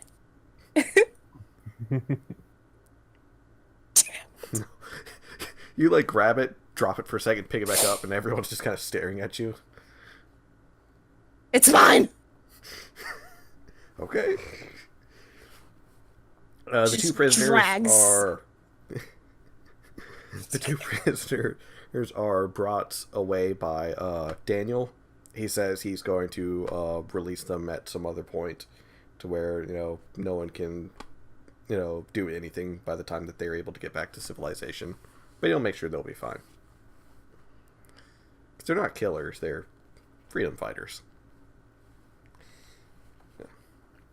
But as it's about an hour or so afternoon as you guys are finally able to get into the city proper and see everyone putting up these festival banners and everything, preparing for the hunt of Nalara, or Nalara's hunt. Alvar pats Regnus on the shoulder and says, it's just like home, brother. Oh, we lost him. He said he'd be back. Mm-hmm. Yeah. Right. Fun times. And Alvar never showed up, that jackass. Well, I'm gonna use one of my abilities that I just never use, but now seems like a good time. All right, so since we're in the city, I'm going to use my Sage ability, and it says like I know where to find information concerning lore. So Mhm. I'm going to look for the information to like information about the Philosophy Stone. All right. You ask around for a moment or two, and then you're able to get to a good place. And as you're asking about, and you end up essentially at an alchemy shop. Okay. Very well, taken care of on the outside. A lot of herbs and ivy growing on it as well. And then on the inside, it's like a wafting air of these different smells. I'm As growing they- on a building. The ivy and there's herbs growing on the outside of the building. On the inside of the building, it's like I walking just, into a perfume shop. There's so many different smells at one time. All right. I just want that picture that I put in the chat to be how Kiara sleeps. Yes. Every time he goes- Magnificent, The epitome of peace. Mhm. right? But as you go in and, you see behind the counter is this gnome who looks like he's been chewing on batteries or something because his hair and beard and mustache are all sticking out in different directions. His eyes are wide and dilated as he's just kind of like jittery moving around, going from like one potion being brewed to another one, to another one, to another one. Yes, hello, how can I help you? Yes, sir. I've been searching far and wide about information about the Philosopher's Stone. Ooh, the Philosopher's Stone. Haha, let me think. He's like running his hand through his beard, like constantly trying to get it smoothed back out, but every time he does, it just pops out further and further. All right. Yes, yes. What did I? Yeah. And he finally like dips under the counter, and you hear like things being moved around. You're pretty sure something broke as well. And then finally he pulls out a book and he starts going through it. Yes, that's what I need. And he runs to a counter, opens it up, and starts going through more. And you're pretty sure once again you hear glass break as he pulls out a greenish, kind of a greenish blue liquid, pops it open, and downs the whole thing in a heartbeat. And then he Ooh. freezes. Hey, are you okay? And then all of his hair smooths down. Ah, yes. Sorry about that. I just had a bit of the jitters. Yes, let me think. The Philosopher's Stone. It was a stone supposedly created long ago by... Oh, I can't remember the god's name suddenly. It was one of those old gods, though. He was affinited with alchemy and creation as well.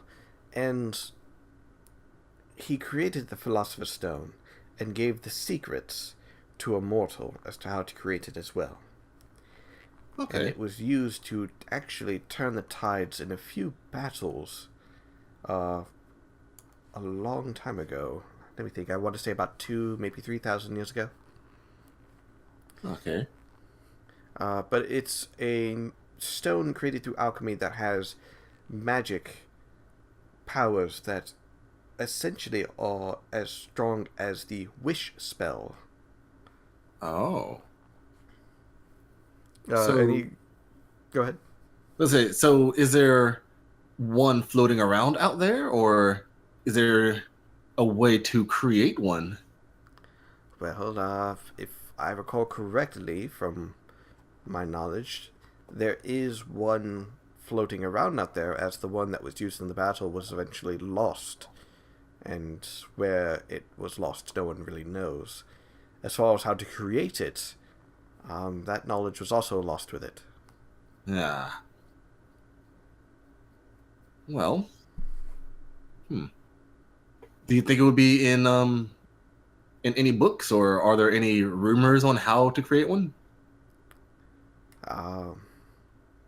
He thinks for a moment, and then his hair starts spiking out a little bit more again. Let me think. I believe there was this one book that I had, and his speech starts picking up again, and he's now talking about a mile a minute. Yeah. as he's going through book to book to book to book to book to book to book to book. What are the other what are the you others doing while Mute is questioning this gnome who appears to be on drugs or something?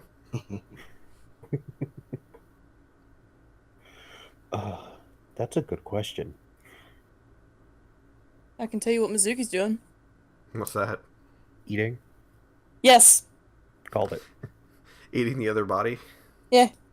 She found a quiet place where she could not be disturbed by anybody. Just like stealthily opening the box a little bit, pulling out part, and just closing Yep. the box again. Like- No one saw me? Like eating popcorn. Yeah. You find a nice quiet alley in the alley right by the building. Just kind of like hunker down out of sight. What about you, Kiara? I imagine Kiara just found like some kind of like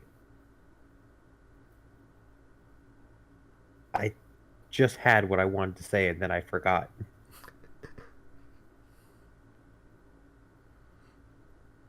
I guess like just an open area and he's just kind of Like a park area. yeah, something like that. And he's just being Oogway. He's balancing on his staff, things like that. Not Okay. really to like show off, just more so he doesn't not like full on training, but yeah. As you're doing this, someone does put a couple of people passing by do put a couple of coins on the ground, like by your staff and everything. Tulip is actually just started like standing nearby playing her lute and trying to raise some money that way as well. Rengnus, what are you doing while Mizuki's snacking and Mute is inquiring about the Philosopher's Stone at an alchemy store? Oh, we're in a town? Yes, you're actually in Lakeview. Oh, okay. Start looking for hunting gear. Okay. Any kind of gear in particular?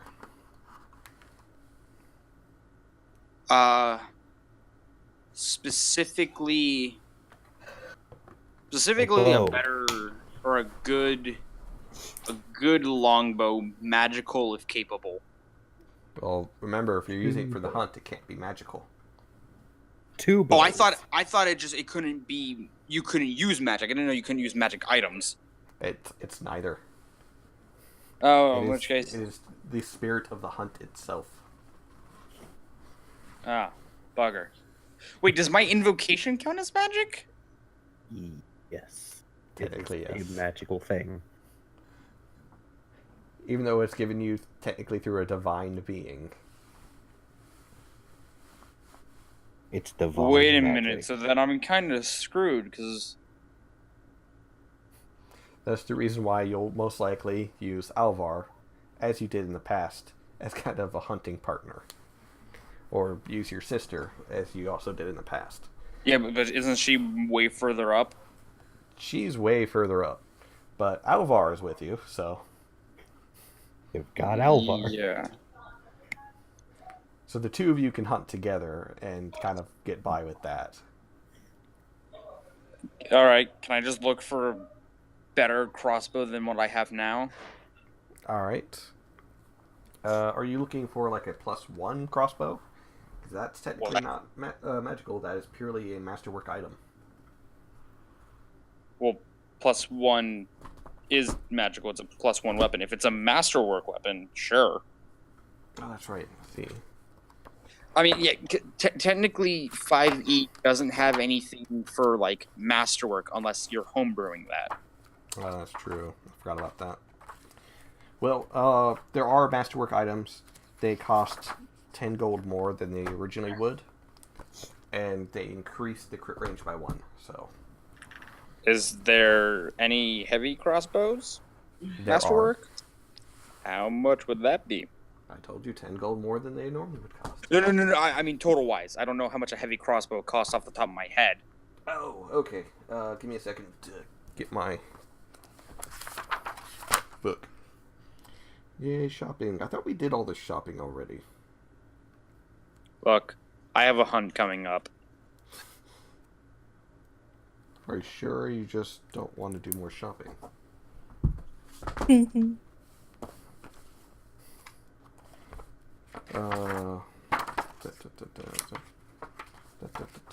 Well, like 35? No. No. Be more along the lines of like 110, 160? Sorry, I had the wrong book to begin with, so now I've got the right book. So give me just a moment. Let's see, heavy crossbow is normally 50 gold pieces. So it'd be 60.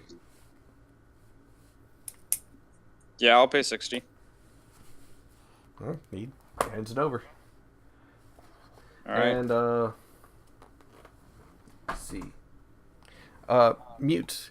After a moment, he's able to... Because you asked about, is there a way to create one, or if he knows of a way to find how to create one, correct? Yes. After scouring through all of his books, he comes to you, smiles, and says, I have no idea. I am afraid I have scoured through every single book that I have, every nook and cranny of my brain, but I don't know anything about the secrets itself. Just purely that an old god gave it to a mortal man, and that he wrote it down, of course, so that way he could create it. But I don't know what happened to that. Okay, being a sage, or having a sage background, do I know what god he's talking about? Roll history with advantage. Okay.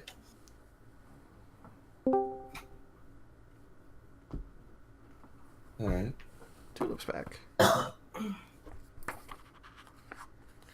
Welcome back, Tulip.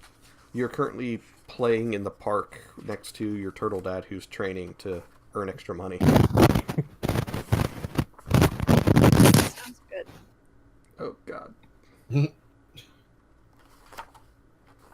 Someone had a fuzzy mic. And it wasn't me this time. Yay! Yeah, I can hear. What you are able to determine, it was an old god by the name of Zehir, a god of darkness, poison, and creation. Mm-hmm. Well, more of darkness and poison. Domains were trickery and death, but they were very avid about the creation of alchemical items. But from what you've also remember is that Zehir was destroyed utterly and completely some 2,000 years ago, when before the War of the Gods even happened. Something happened and suddenly all power that Zehir had imparted to his followers just completely vanished. Well, this is gonna be tough. The alchemist kind of nods. It's like, well, you know, lots of people have spent their entire lives trying to search for it. Okay, well, here's another question. People that are searching for it, where do they usually go for information? If they've already been to the High Library in Aloria, they tend to go to the capital of Damas, Holseford. And they try and get some information from the library there that deals with old gods. Where's that located on the map? Oh, it's right here. Sorry, it's kind of grayed out a little bit. Okay. But it's the capital of Darmus, and he explains that it's where a lot of the holy order of the Cersalian gods retain knowledge of the old gods in case that they ever reemerge, so that way they know how to fight against them. Okay. I guess that'll be my next place to travel to. Oh, All right. Well, thank you for your help. Not a problem. Is there anything else I can help you with? Let me see. Actually, let me look at my notes. I remember getting something at one point and I haven't utilized it. Give me just a couple moments. While Oh, he's okay. doing that, Mizuki's gonna start wandering the street because she's done with it. She's done with eating. Mm-hmm. Okay, can you, or are there any blacksmith that are proficient in taking or parts of animal and turning them into weapons or armor? Oh yeah, just down the street. Excellent. He's an old dwarf, and he's got a bit of a crass tongue, if you don't mind. All right. All right. Well, I'll travel there. Well, thank you very much. All right. Let's see. Mizuki, you said you started wandering the streets. Yeah. As you're wandering the streets, and you start hearing a bit of a commotion, and you start realizing that people are kind of like giving you the side eye. Onlookers and so on, and you also notice that there's a large amount of Azamar here.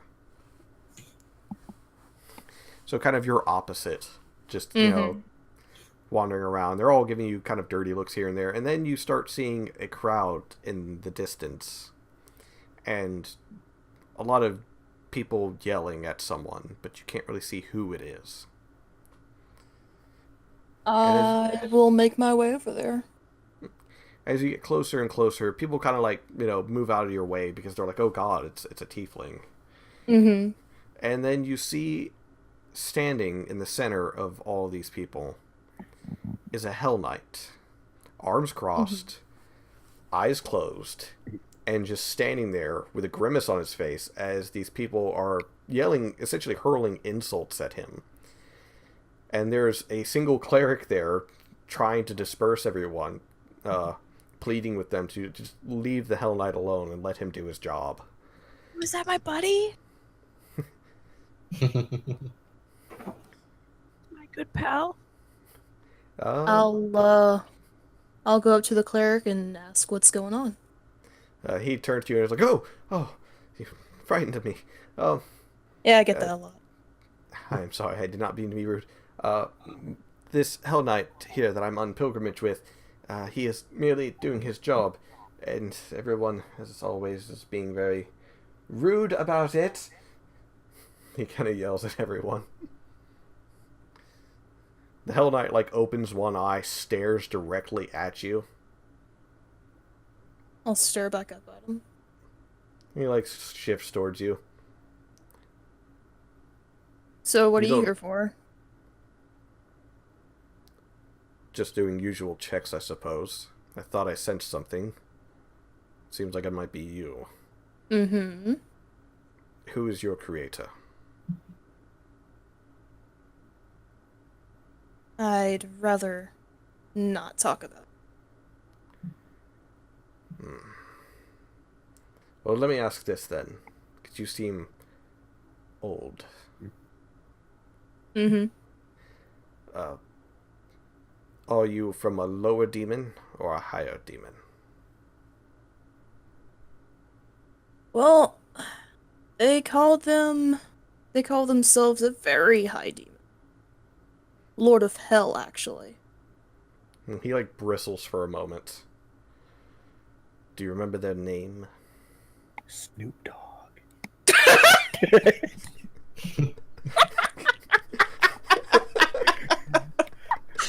Oh my god, that was perfect timing. The highest of demons. Oh, if I could slap you, I would. Me too. Oh. She she looks around and she waves her hand in the air as if she's thinking, starts with an O.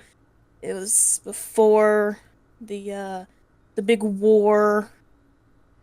He thinks for a moment. Odron. And he seems to start relaxing a bit. Yeah.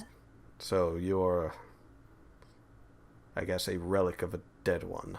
Nothing I have to worry about then. Yep. Well, it seems that I don't have to worry too much about this town after all. Whatever you fed power to is long since dead, so therefore you're not too much of a problem. Okay. He, like, stares at you for a bit more, and, like, eyes you up and down. You're still kind of wearing some of the rags from the SCP department, aren't you? Yes. Still kind of have blood stains all over it. Are you at least staying out of trouble? Oh, yeah. Yeah. Totally. Make a deception check. No, she's clearly... She's clearly not... Like, she's clearly spitting out sarcasm. Oh. She He looks like stares she you has down best for a moment. behavior. He stares Don't you worry, down for a don't moment. worry. Don't worry. I just got out of a pickle I was in. Well, don't be causing too much trouble if you don't mind. As far as I can tell, you aren't marked to be hunted by the others, so I will make no action against you so long as you don't cause trouble.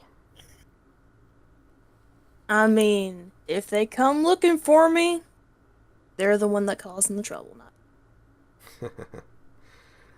A good way to keep your mind. Come on, Pipsqueak. And he kind of like flicks the cleric upside the head for a second. Let's continue with your pilgrimage. Be well, Relic. And, you know, he follows after the cleric, who's just kind of like still doing his best to disperse everyone. So yeah, now you've got eyes on you, though, because now that the main attraction has gone away, everyone's kind of staring at you. She kind of looks down at her clothes, or rather rags she's wearing. Need to go get some new clothes. I mean, there are clothing stores around. No, I mean, she kind of says that out loud to herself. Oh, someone points in a direction. There's a nice shop that way. You might be pressed to find something to fit your tail. It's rather large. But I like my tail out. Oh, fun time. Is it expensive? And she They pulls shrug. out the bloody coins. Ah! Like they all scatter. What? I'm only counting them? Oh my gosh. She goes off to the clothing store. But you'll be able to find some clothes that fit you for about 2 gold pieces. Because they make adjustments so that way your tail fits through and everything. And I'll get those, I guess. Hmm? Said I'll get those, I guess. They're rather, decent travel clothing. They're not, It's fine. They do have a section for, like, very fancy clothes if you want those. Nah. No, Mizuki's a woman of simple, very simple taste. I mean, you're still more dressed than Kiata is. He just has a sash. And? You're wearing a shell. You have more armor than I do. I mean, come on. Actually, you both have the same armor class. I know. But yeah, Kiata, while you're training, I suppose, or perhaps getting in position to sleep, depending, you hear a voice below. Hello there. It's so good to see another of my kind. He's just gonna look down at, because if he's in that, the Uguay position, he's just gonna take his head out of his shell and look at who's talking to him. you see a very familiar face. Is it Tulip? It's Well, me, Tulip's down, surprise! Tulip's down there playing her lute, getting money. But you actually see Master Zin, who taught at the monastery that you come from. Ah, It's another old turtle. another old turtle. Oh, Kiyata. It's so nice to see you again. It's nice to see you too, Master Zin. You mind coming down here so I don't have to crane my neck? He's gonna climb down from his quarterstaff. I see you are keeping with your training too. Very good. Do you mind showing me what you've learned? Not at all. Good.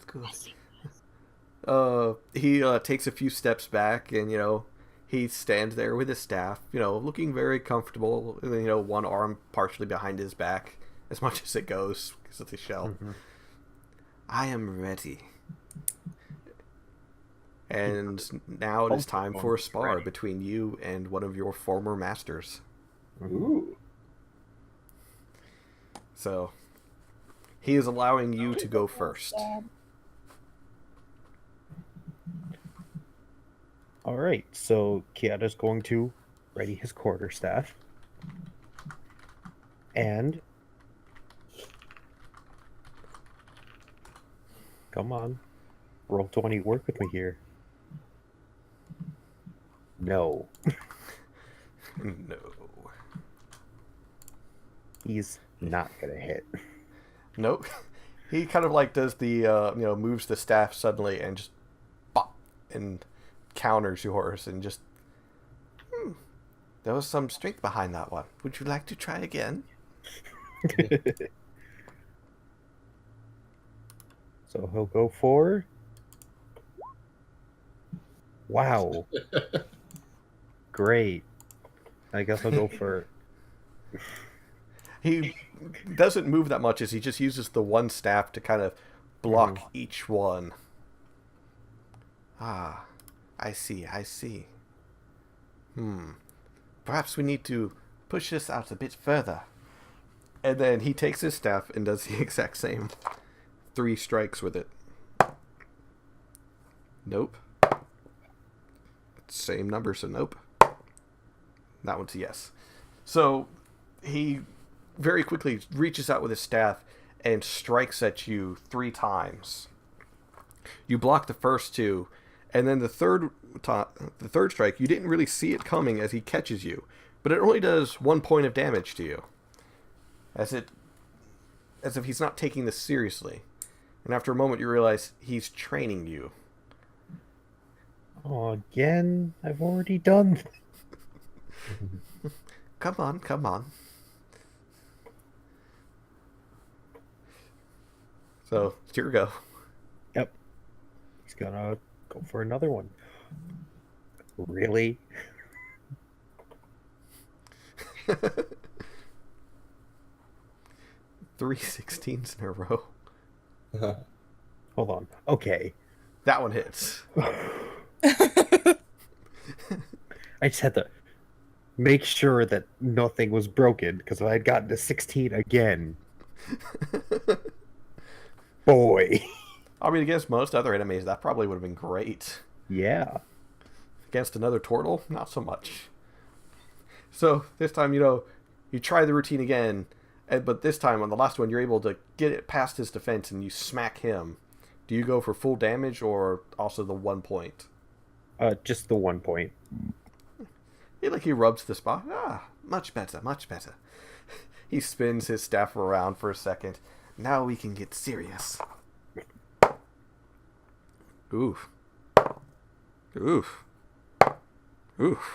Oh boy. So, he cracks you once with a quarterstaff and spins around and stabs in the ground, and suddenly both of his hands shoot out, and pop you twice. You take 3 more points of damage. And he picks his staff up and spins it again for a second before returning it to where it was. Now you try. All right. No. Quarterstaff and then 2 unarmed strikes. yeah, no. He's able to block it and, keep them from connecting. Your form is good, but something is off. I believe I've seen enough, Kiata. And, he examines your staff for a moment, thinking maybe that's it. And then he's like, no, that's not it. And then he looks at you. You are still seeking inner peace, aren't you? Trying to reach a calm state inside, while still exuding calm on the outside. Every day, it one step closer. You are on a very good path. You've made progress compared to when you were my student at first. I was just gonna give a light chuckle at that. I guess I have. I do hope to see you again in the future, where you have progressed further than I have. And he bows to you. He'll return the bow. You just got roasted. I hope you know that. Mhm. And the turtle just slowly starts going back on his way, almost cheerfully. On the right path, man. Kiata's not upset. There's a reason he has the title of master, and Kiata doesn't. And then, as you go to back to where you were training, you see there's actually a slightly larger amount of money because people thought it was a show, so they had given you money. Oh boy, how much? In total, it looks like 15 silver pieces and 26 copper pieces. Tulip, you've also gained some money as well. You've gotten about 8 silver pieces and 14 copper pieces, just sitting there playing your lute. She'll take it. Hey.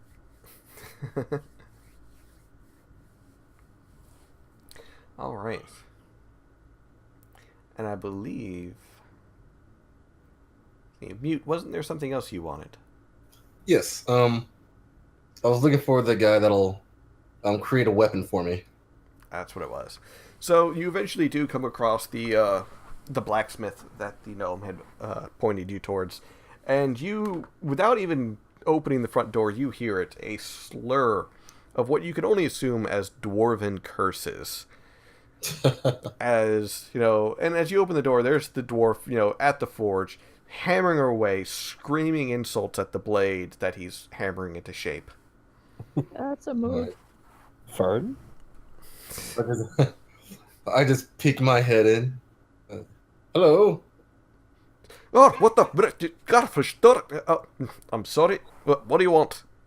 I have some items that I'd like for you to create for me.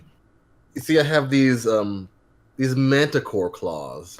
Manticore, and he almost slings the still red-hot blade aside, and it sticks into the wall, burning it a little bit, as he just almost rushes to the front counter to you. Oh, let me see.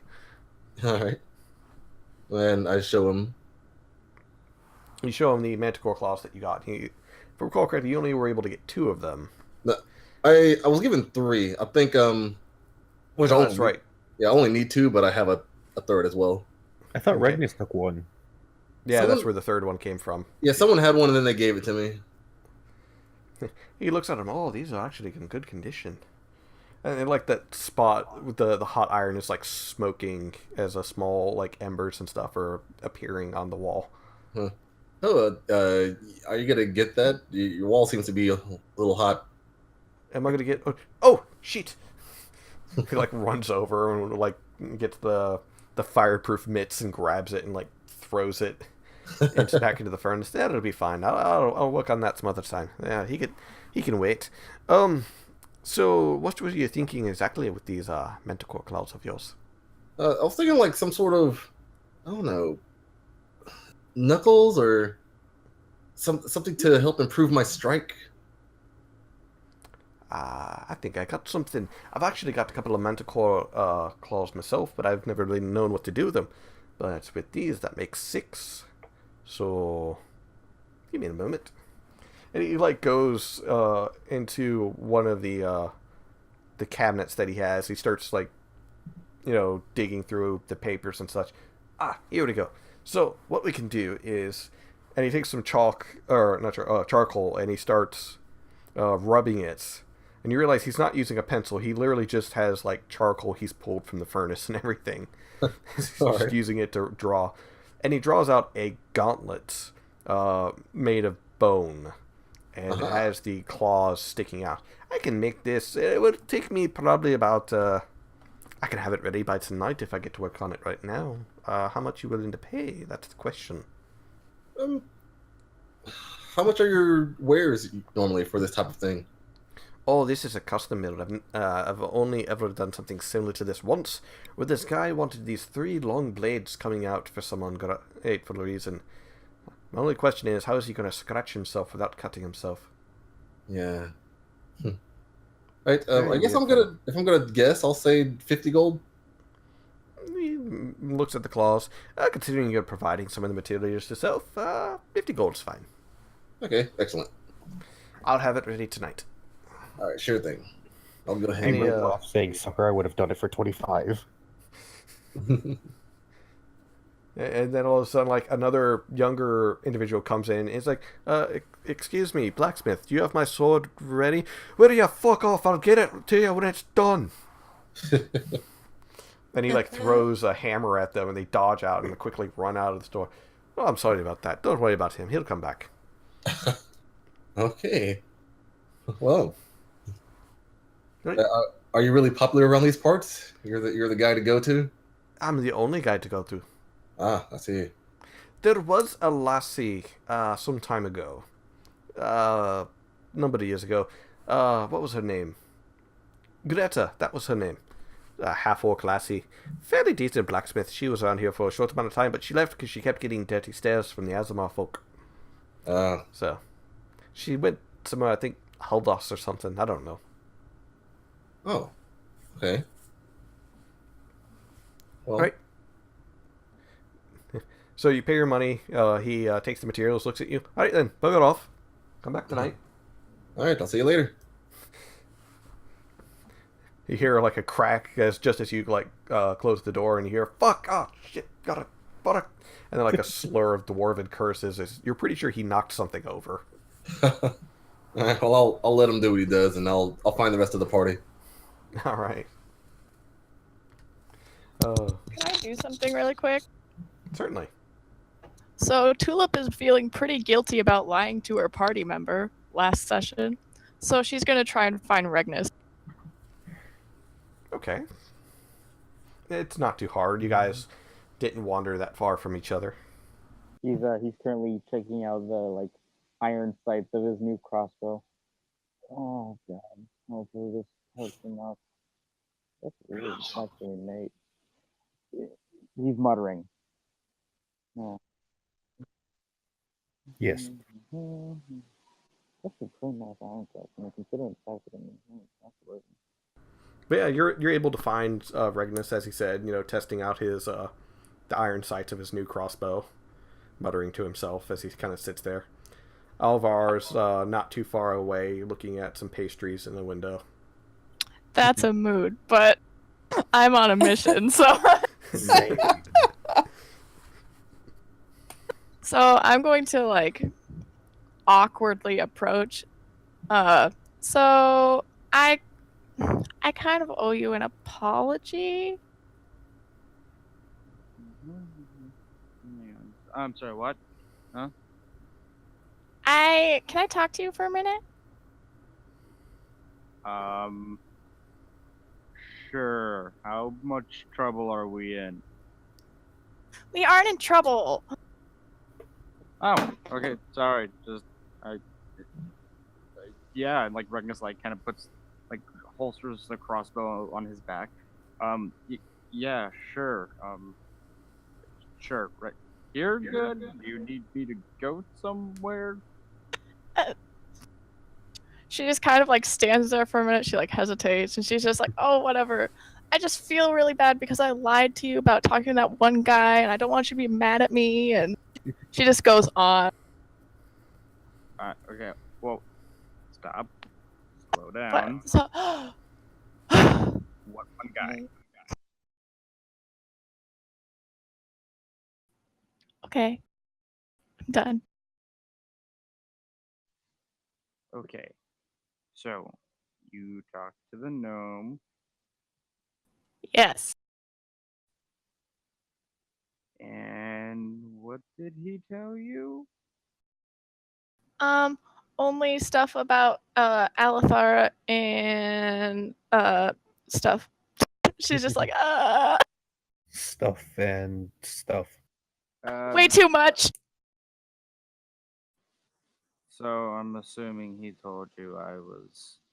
And Regnus kind of like looks around.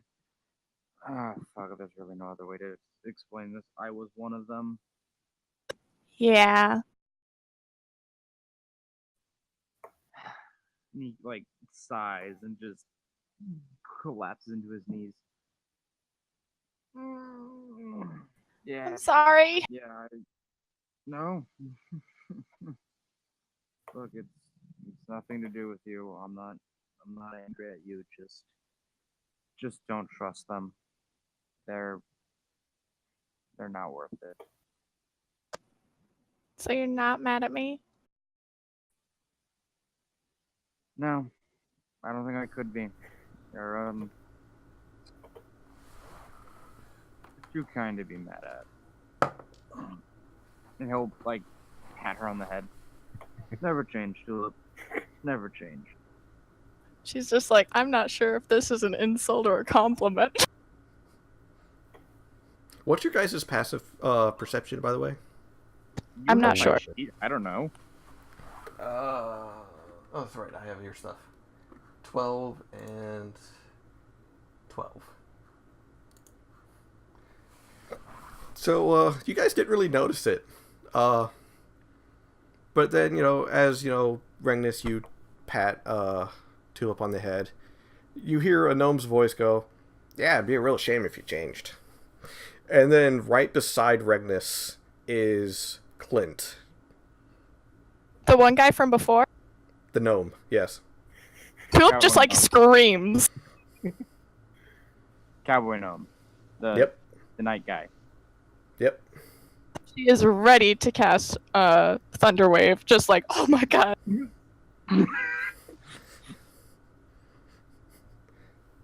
Yeah, he snuck up on you guys while you were talking. He just sat down and he's smoking a cigar. That's a mood. You don't. I know, but just like the way it happened, that's a mood. Okay. Alright. I want to make something very deeply clear here. Get the hell out of my sight, or I am going to kill you. First, No. hello to you as well. Secondly, that's a very rude. Nope. There is no first. Get the hell out now, or I'm going to kill you. The only reason I'm giving you this opportunity is because you used to work for me. So, do me a favor and get out. He stares at you. And he's got a very serious look for a moment. 3. Regnus, be nice. 2. Tulip is just kind of like looking back and forth, like, hey, maybe this isn't the best idea. Bossman, I'm here to help.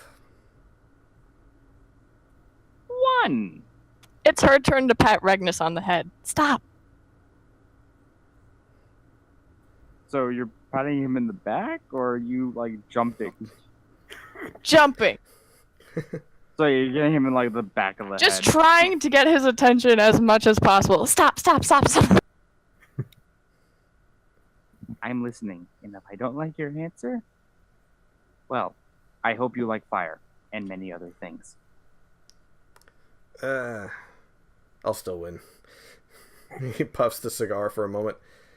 Anyways, as I was going to try and tell you before you decided to be rude, boss man.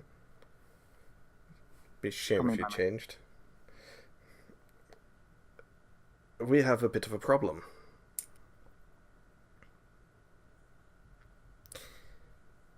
And it's not the problem between you two? Oh, that's another problem. Oh, no. This problem happens to deal with the individual you guys have added to your party. She's staying. I like her. She's an excellent pet. Excuse me? Wow. Wait, you cannot say that you do not act like a very overgrown. From one of your pictures, you honestly look like an overgrown cat/dog thing.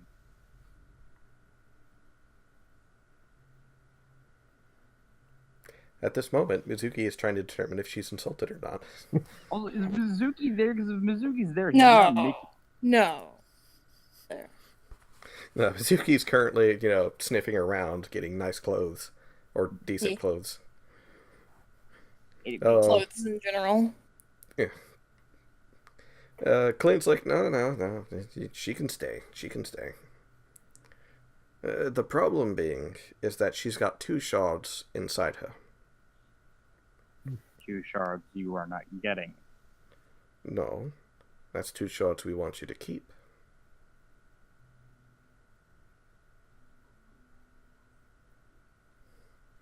Regnus.exe has stopped working.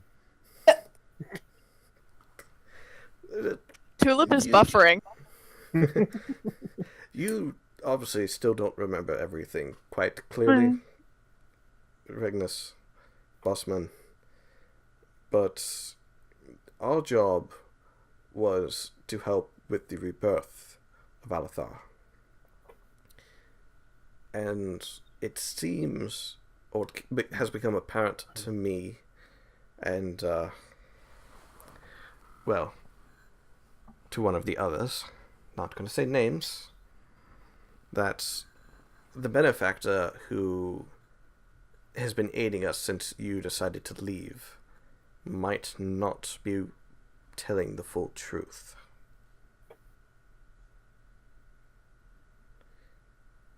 So we want you to keep the 2 shards away from her.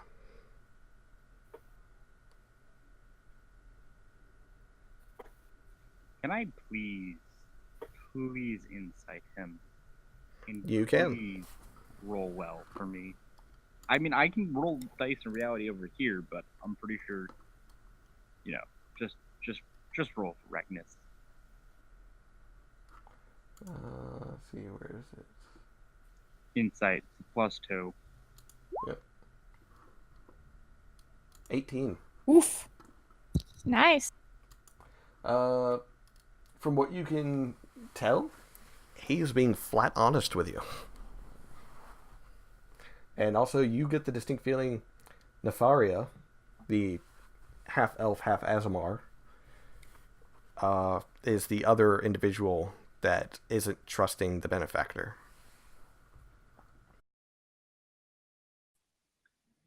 Regnus is gonna do a deep sigh, uncurl like every tension in his body, and just be like,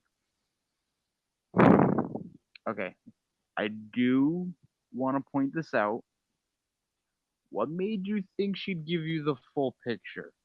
Like, I understand all this right now, but like, you seriously thought she'd tell you everything?" No, you pretty much pointed that out at first. When we were originally putting up the idea as to whether or not to trust her to begin with, and to work with her to begin with. But then you up and disappeared, so... yeah.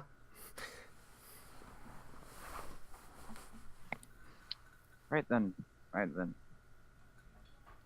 I mean, what were we supposed to do without our leader?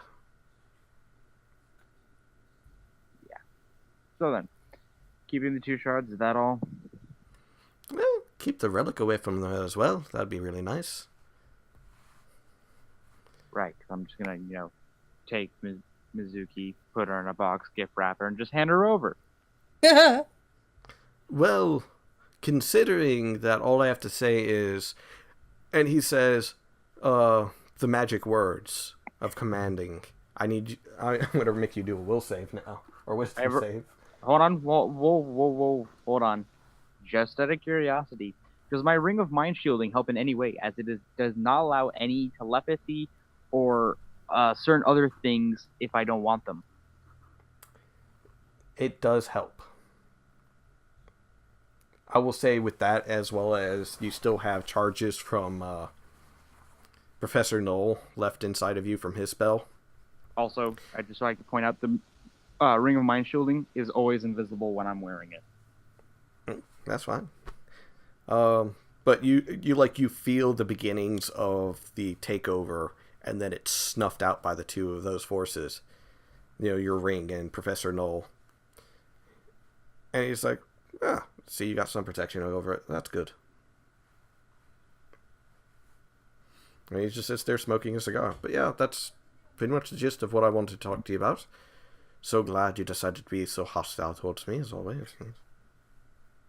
Oh, just former co-workers, kind of opposite sides now. Assuming you want to kill me, I kind of want to kill you to prevent this stuff. I don't want to kill you. You don't kind of want to kill Magnus. I mean, Curran might, because he feels really betrayed. Nefaria is currently still crying. You made the girl cry, Rector. Hey, you do not put that on me. She is the one who picked the wrong side. Yeah, Curran. Curran. I mean, to be honest, boss, we still want the resurrection, or rather the rebirth of Alathar. But we get the very distinct feeling, well, at least me and one other, get the distinct feeling that if Countess Valentia gets a hold of all the shards, they might try and consume them. Consume them. Yeah, take the power, take Alathar's place, all that fun jazz. Great. And not only do I have to deal with this, I gotta deal with this. This is reminding me of working with you people. Just keep putting stuff on my plate. Oh my god. Well, you're the boss, man.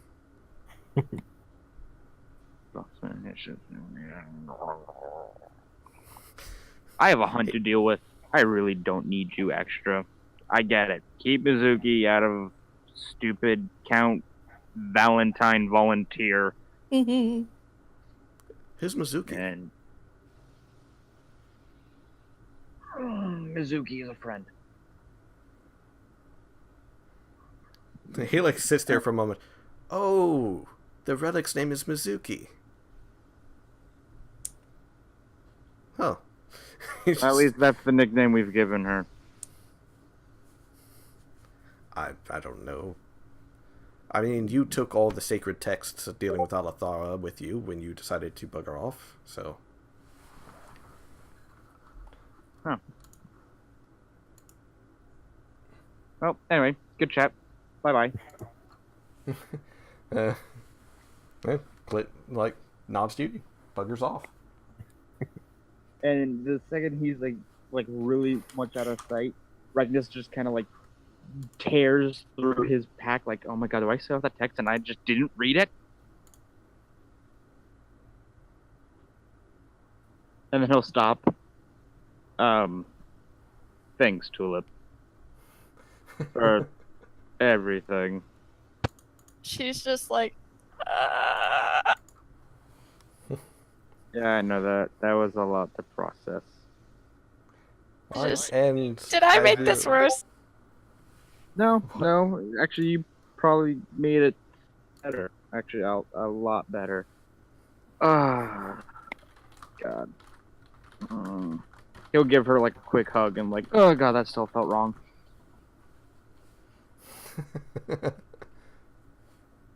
He's just okay. So as we are closing out this session, is there anything else anyone would like to add? Agnes is going to go take a very long shower to remove both hugs. Mizuki has found her way to a bar. I mean, Tulip is going to go process everything. I'm sorry, Tulip is right now not responding. Would you like to execute the program now, or wait for it to respond? Well, what about you, Mute? The random thought that popped into my mind. I I climb on top of a building and look down trying to spot different women. So, skirt God. chasing. Gotcha. What about Hide you, your Tiana? kid, hide your wife, because Mute is swooping down from above. Kiad's gonna go take a nap. I take back what I said about Mizuki. She is on Mute's tail. Oh? Yeah. Keeping an eye on you, boy. I mean, actually, if you do remember, Mizuki found him quite tasty looking. That's what I mean. And not in the sexual manner, in the fact that, ooh, you actually look quite scrumptious. Literally might eat you. Okay. So, like, you look over your shoulder for a second wandering and you see these a snack. predator eyes staring at you. Okay, so I notice. I try to sneak away. Sneak out of sight. So I'm going to need, like, 2 stealth checks. One from Mute and one from Mizuki. Alright. Damn it. He, like, goes over the edge to sneak off. You, like, try and, like, rush after him, trip, and you fall straight off the edge. Into, like, you think it was, like, you know, crates that someone had set aside, but you just destroy all of them as you land. And you quickly get up, and he's gone. You're like, shit. Excellent. Oh, god dang it, what was that noise? And then all of a It's sudden, just- an actual street cat. She I'm picks happy it up. I'm not here while Mizuki is trying to vor Mute. Like in the picture that the second one that I sent, she actually picks up a street cat and begins to eat it. Aw. Wait, you need someone to shout Mizuki no. Well, you guys left her unattended. Not my fault. All right. Come on. Ending the Tiana's session taking there. a nap. Thank you, everyone, for playing along. As always, this has been fun and great. Yes. Oh, Pleasure meeting you. yes.